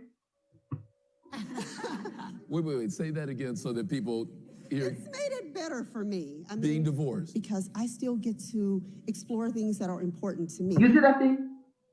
So this whole thing has nothing to do with the family structure. These women, they don't care about the family. They don't care about the nation. They only care about me. They only care about themselves. That's the point. He says the divorce has given a chance to what? To do things that are important for her. Meaning what? Give me Sirach 7:26. She didn't care about that. Sirach 7:26. Because this is the mindset that these women are supposed to have. That's why the world loves them, because they do the things that the world says they must do. Sirach 7:26. That's not what the Most High God says. Really. The book of Ecclesiastes, chapter 7, verse 26. Hast thou a wife after thy mind? You see that thing? Hast thou a wife after thy mind? Meaning your wife's mind must be after your mind, not the other way around. Your wife's mind must be after your mind. And your mind is after what? After God's mind. Read. Forsake her not. He says, don't forsake that type of woman whose mind is after your mind. Read. But give not thyself over to a light woman. He says, but don't give yourself over a stupid woman. These are stupid women right here. Yes, they are dumb women. How can you say getting a divorce was the best thing that has ever happened to my son? But after that you say, no, but it's about me. It made it better for me. So she didn't care because her lust is the reason why she made all these decisions. Lust. I now have 50% of my time free. You see that thing? Freedom. Because that marriage was a slave contract. That's the mindset of the black woman. No, the black queen. It says 50% of the time, it says she got 50% of the time back. So what is that telling you? 1 Corinthians 11 verse 8. This is the problem. Okay? That is why I'm going over this class. I want to show you what's out there and how these women think. 1 Corinthians 11 verse 8. Watch this. First book of Corinthians, chapter 11 verse 8. No, read verse 7. Start at verse 7. First book of Corinthians, chapter 11 verse 7. For a man indeed ought not to cover his head. Read. For as much as he is the image and glory of God. Come on. But the woman is the glory of the man. But the woman is the glory of the man. The woman is the glory of the man. Watch this. Next verse. Go ahead. For the man is not of the woman, but the woman of the man. You see that thing? The man is not of the woman. That's why Adam was made first. You see that thing? But the woman of the man, meaning the woman was created to serve the man.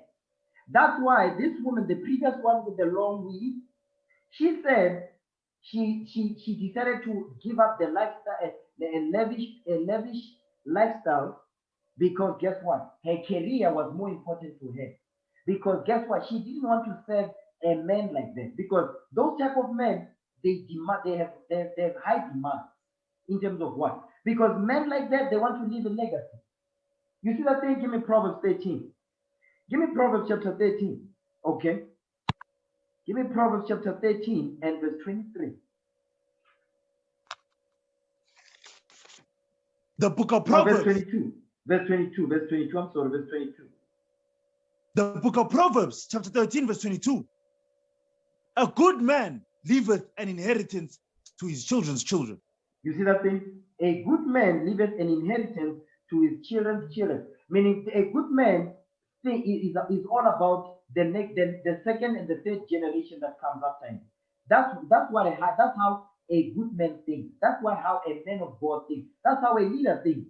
The second, third, and fourth generation. That's how you must think. That's how all human must think. But this woman, she don't think that.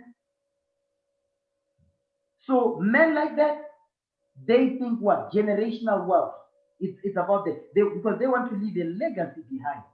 No, she didn't want to do that. Because it's about her. She's a political reporter. That's what's important to her. But she's hiding behind her son. He says, it was the best decision for my son. This one is saying, no, it gave me 50% back, 50% of my time back. So where did this 50% go? Watch this. Let's keep playing.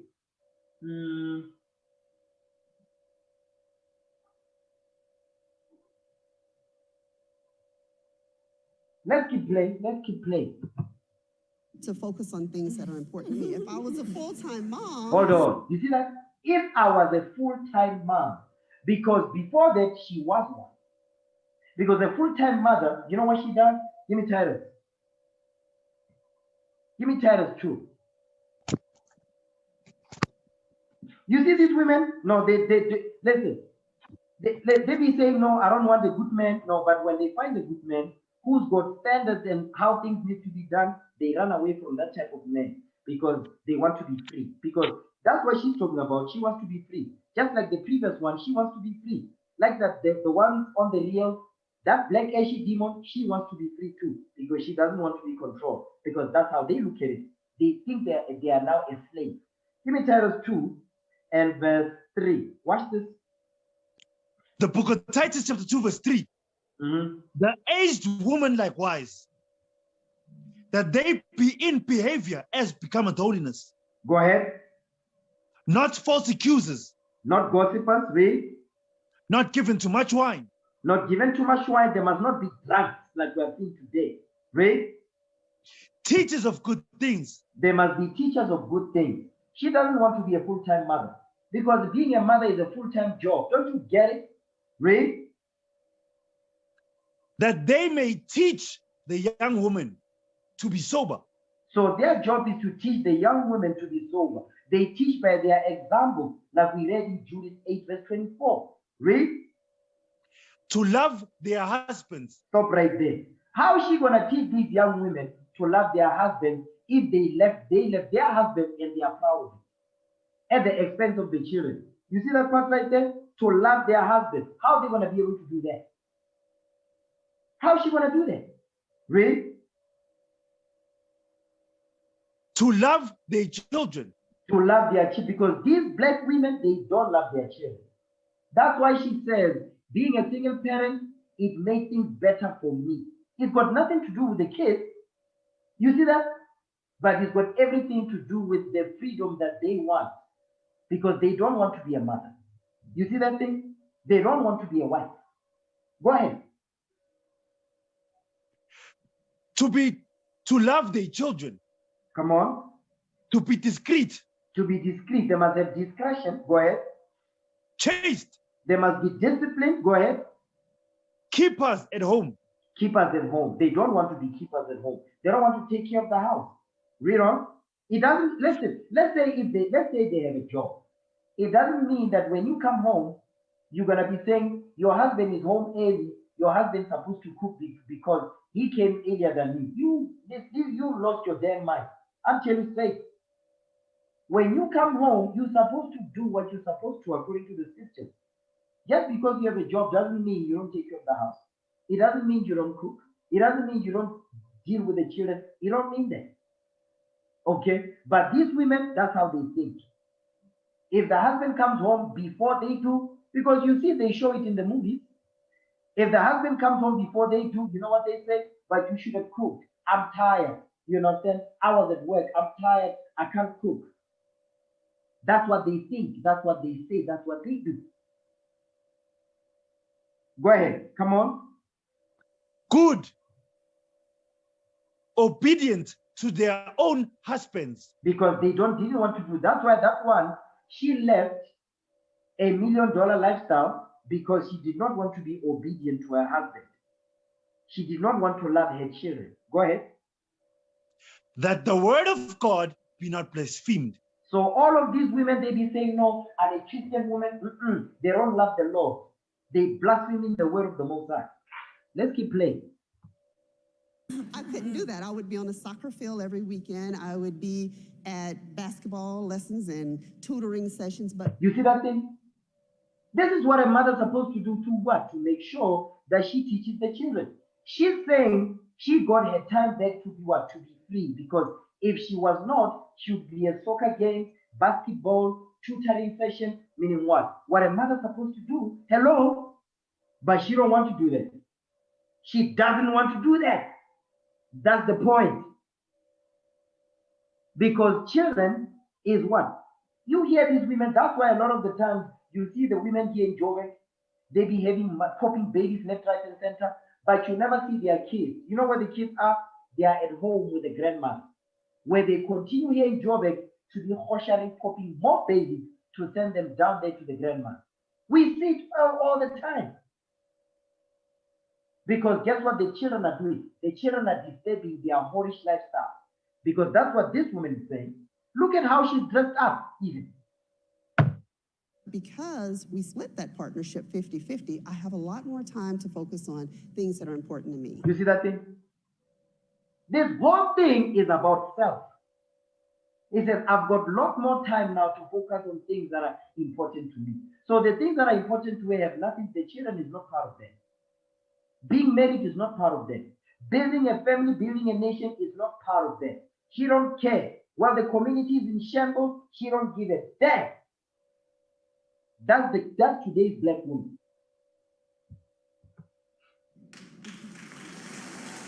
You see that? Enablers. You will always have enablers when you do evil, but when you do good, you will have very few you will have very few followers. Because people love evil more than good. That's our people right there. You see this? That's our people. That's it on there. Okay. Enablers. I'm showing you the mind state of the black queens. You understand? Watch this. Some of you might get married to this because you are in a rush. You understand? You are burning. Watch this. Give me Sirach 7. No. Ecclesiastes. Excuse me. Ecclesiastes chapter 7 verse 26. Watch this.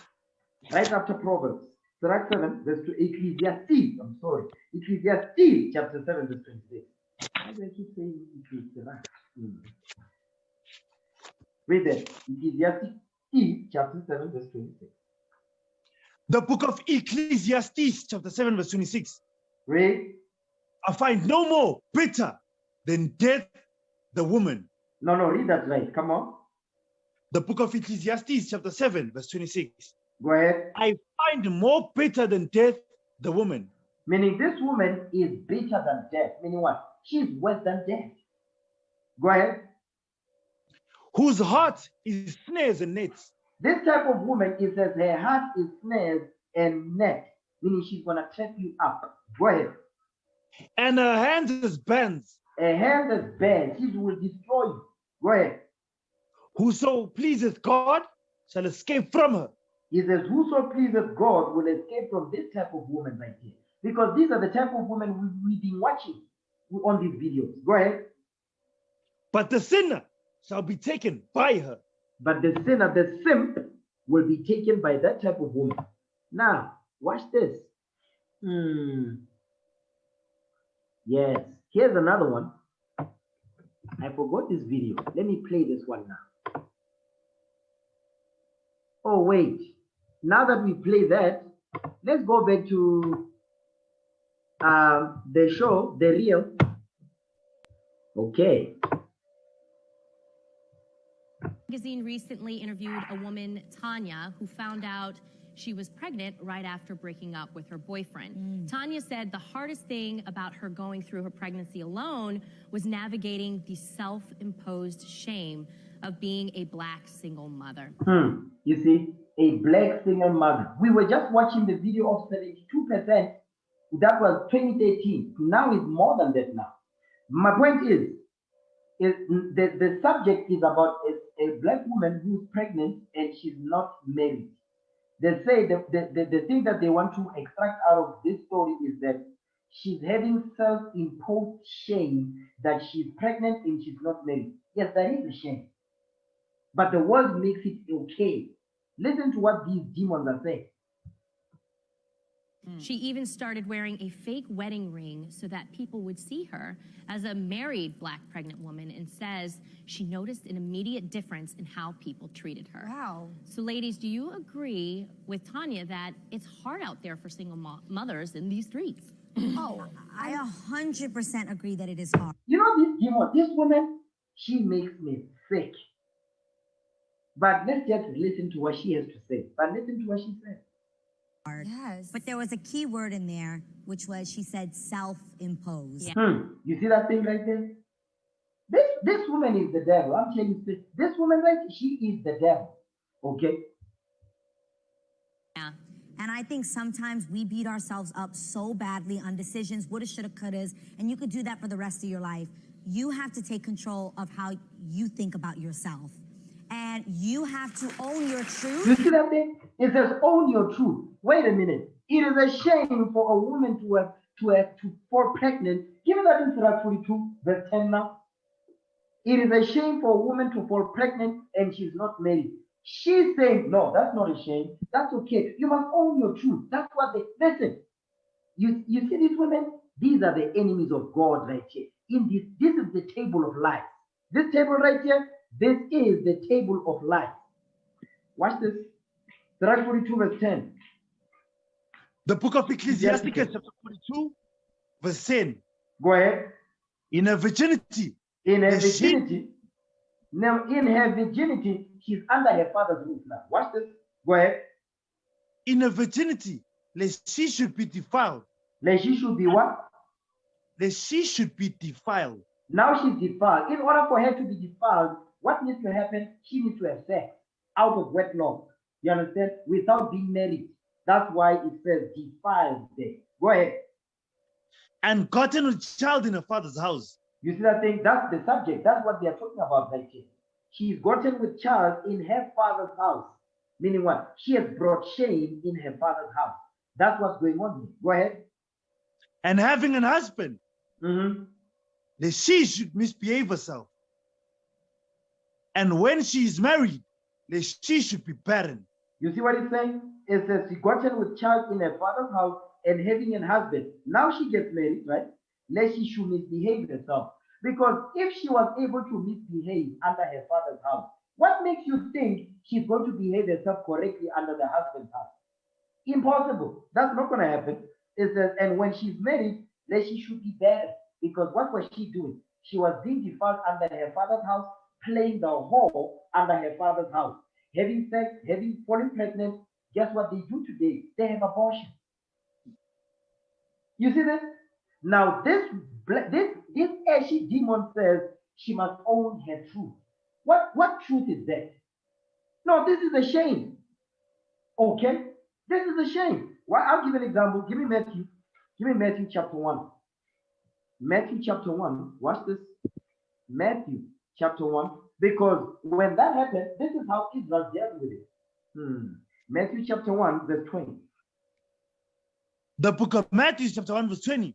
Hold on. But while you know what? Thought, oh, wait. Read verse 18. Start verse 18. The book of Matthew chapter 1, verse 18. Now the birth of Jesus Christ was on this wise. Go ahead. When as his mother Mary was espoused to Joseph, before they came together, she was found with child of the Holy Ghost. Meaning before they had the marriage ceremony, before they went into the marriage chamber, you understand, she was already pregnant because Joseph had slept with Mary at this point. Watch the next verse. Go ahead. Then Joseph, her husband, her husband, because she was a spouse to him. You see that thing? But keep going. Watch this. Being a just man. He was a just man, lawful and right. Read. And not willing to make her a public example. You see that thing? Was Joseph, minded. Oh, wait. It says Joseph and not willing to make her a public example. What does that mean? Joseph was not willing to make Mary a public example. Go ahead. Was minded to her to put her away privily. Meaning Joseph wanted to get rid of this woman. Joseph wanted to, this is what he thought in his mind. He didn't do this, but this is the thing that he was thinking about. He's saying, not willing to make her a public example. What does that mean, make her a public example? Remember, here you are in the house of David, you understand? You are promised to this woman, and before the proper processes can be followed according to how marriage is conducted in Israel, she was already pregnant. That's a shame.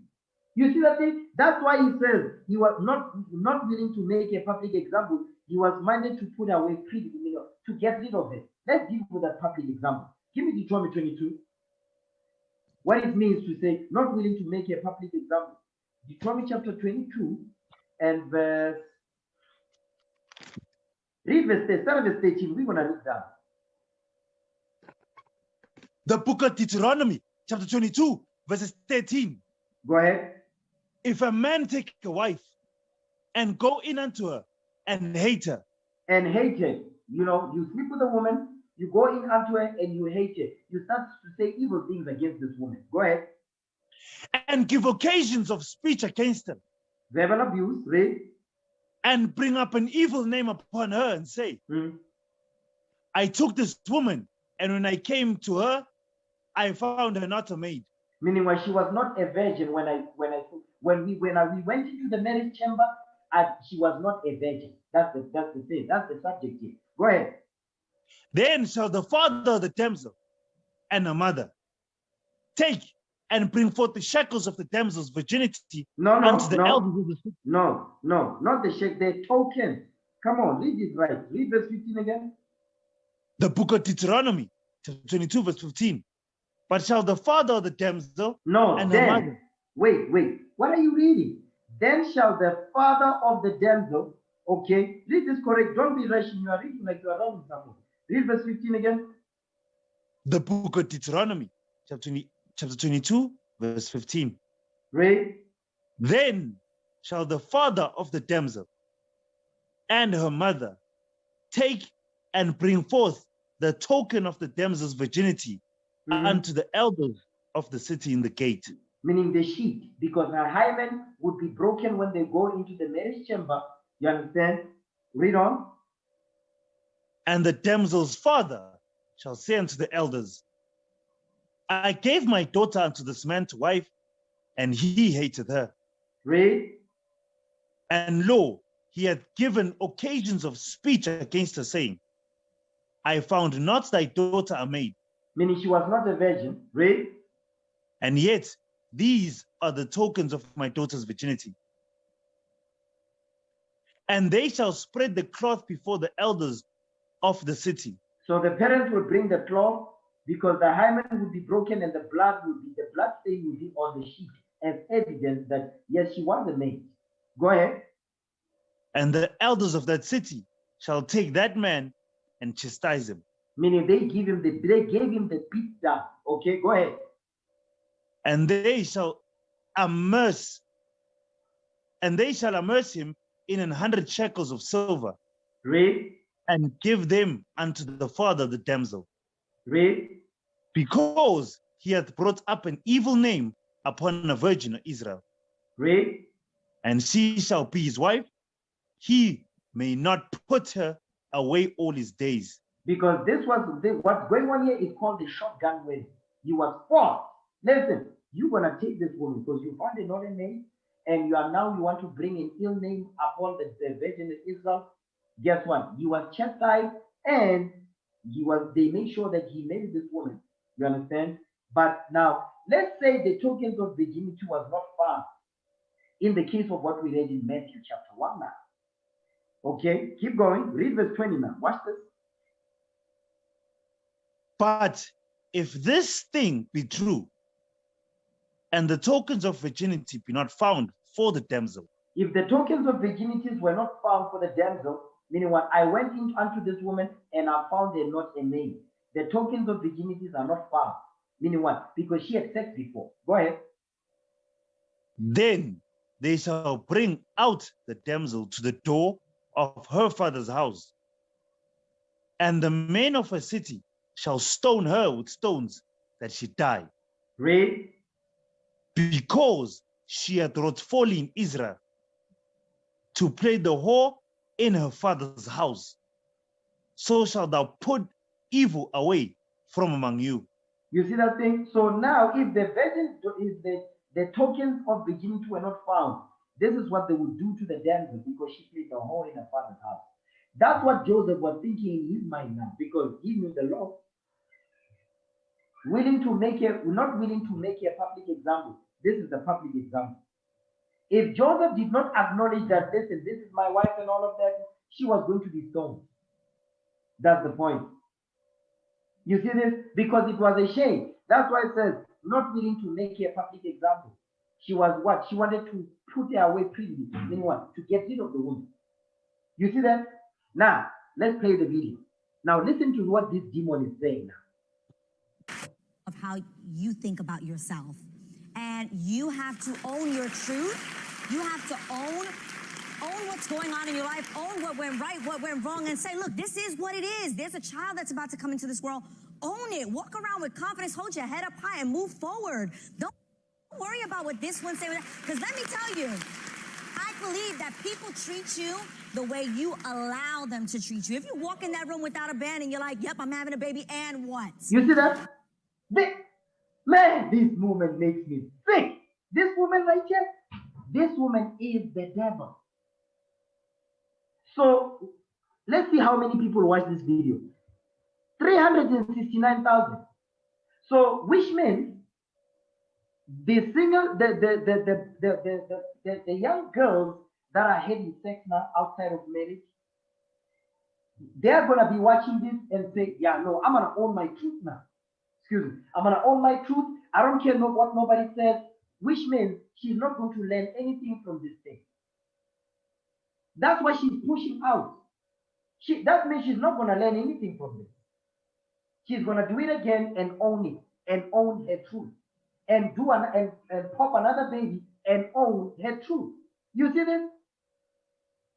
This is what our sisters, our young girls, this is the things that they are seeing on their smartphones, their tablets, on social media, on Instagram, Facebook, WhatsApp. These are the stuff they are watching on YouTube. And they do exactly as they do the things that they are hearing. And she's saying all this, but she's got a ring on her finger. Don't forget that. She's married, by the way. And this is what she's saying. So she's what? She's giving our young girls license to continue to do what? To commit adultery and fornication and what? And be single parents. You understand? Teenage pregnancy. She's pushing these messages out. These are the people that our daughters are listening to. You understand? That's why the prophets are back to shut down all this wickedness that we're seeing out here. You understand? That's why we're not going to rest until this place burns to the ground. Understand that? This word is going to go out until America burns to the ground when the Lord returns and destroys this place. Yep. That says the Lord as it is written in the Bible. You can read about that in Revelation 17. Okay? You can read about that in Obadiah. Own your truth. The hell is this? Okay, one more video. I'm going to share one more video now. This is the final one. This is the last video that I'm going to share. This one right here. This one right here. Some women are just evil. Okay? Give me Ecclesiastes 7 verse 26 again. Before I play this video, Ecclesiastes 7:26. Let's read it. Come on.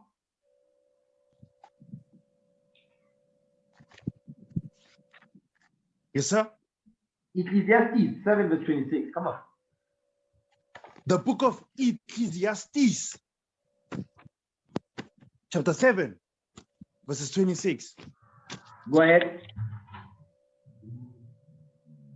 And I find more bitter than death the woman. Go ahead. Whose heart is snares and net, and her hands as bands. That's the woman we're about to watch. The woman we're about to see right now, she fits the scripture perfectly like a glove. Go ahead. Whoso pleaseth God shall escape from her. Whoso pleases the Lord will escape from this woman. Read. But the sinner shall be taken by her. Now watch. This woman framed her husband of raping her 3 daughters. You see, she framed her husband for raping his 3 daughters. You understand? 20 plus years in prison because of this woman right here. Listen now. You know what? Before we get there, give me Sirach chapter 25. Ecclesiasticus. How can I forget that? Ecclesiasticus chapter 25. Okay. Ecclesiasticus chapter 25 and verse 24. Sirach 25 verse 24. Read that. The book of Ecclesiasticus chapter 25 verse 24. Read. Of the woman came the beginning of sin. And through her we all die. You see what the Bible is saying? Is that of the woman came the beginning of sin. It's taking you back to Genesis. And through her, the woman, we all die. Watch this. Give me the book of Ecclesiasticus chapter 25 verse 11. No, 25 and verse 19. Sirach 25 verse 19. Read that. The book of Ecclesiasticus chapter 25 verse 19. Read. All wickedness is but little to the wickedness of a woman. You see what the Bible is saying? Is that all wickedness is but little to the wickedness of a woman. It says you cannot the wickedness of a woman cannot be compared with anything on this earth. Go ahead. Let the portion of a sinner fall upon her. That's the same thing we read in Sirach, in Ecclesiastes. Now let's play the video. You see, these type of women, they don't care about the children. I mean, look how broken these kids are. You see this thing? Look how broken these kids are. Just look at them.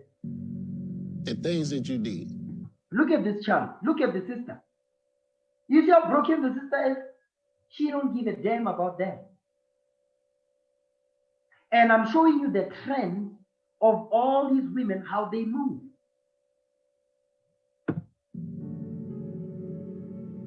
This is not no game. This is these children's lives.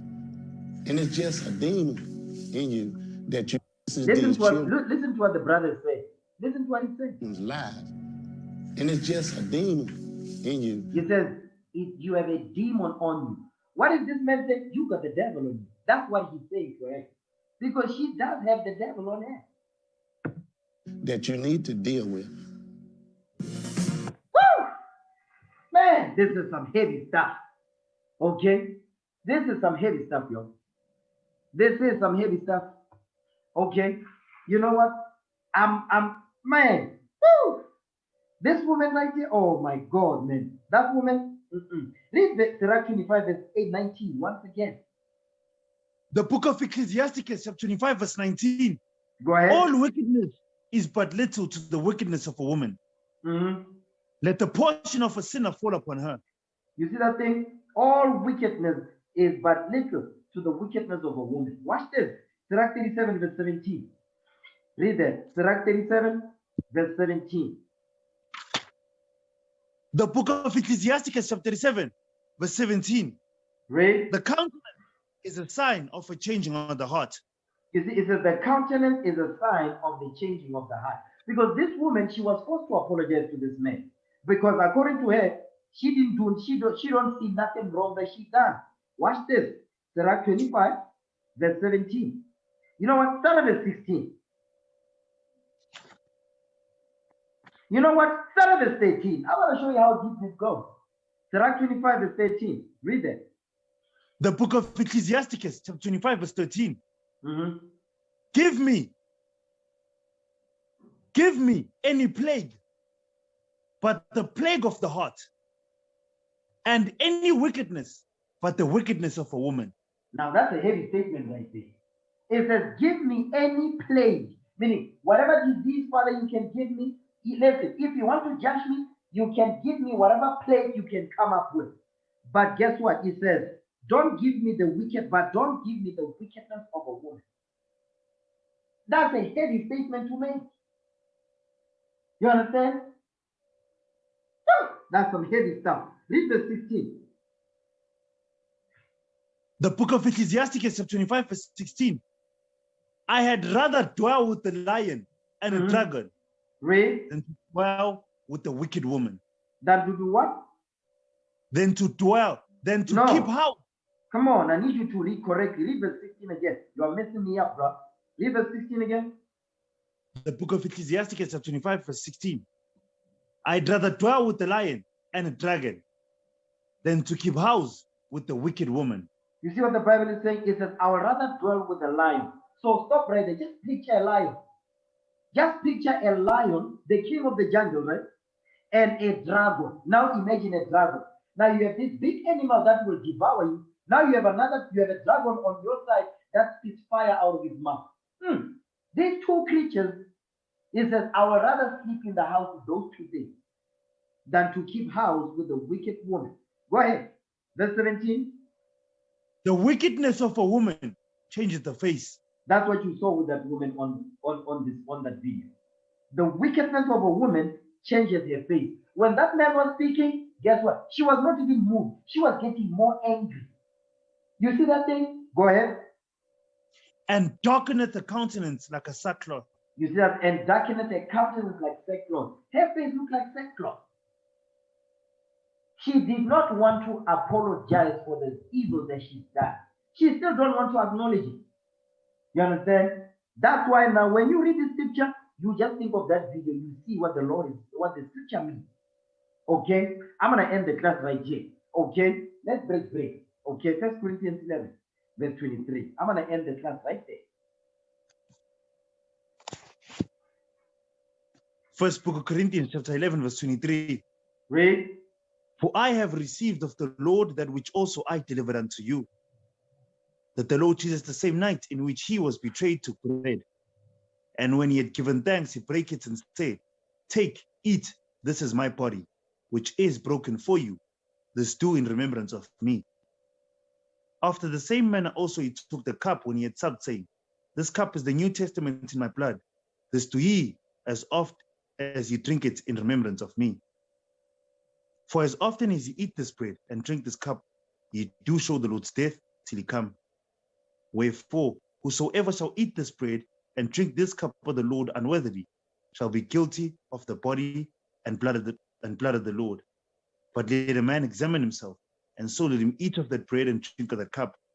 For he that eateth and drinketh unworthily eateth and drinketh damnation to himself, not discerning the Lord's body. For this cause many are weak and sickly among you, and many sleep. In the name of our Lord and Savior Jesus Christ, we pray. Amen.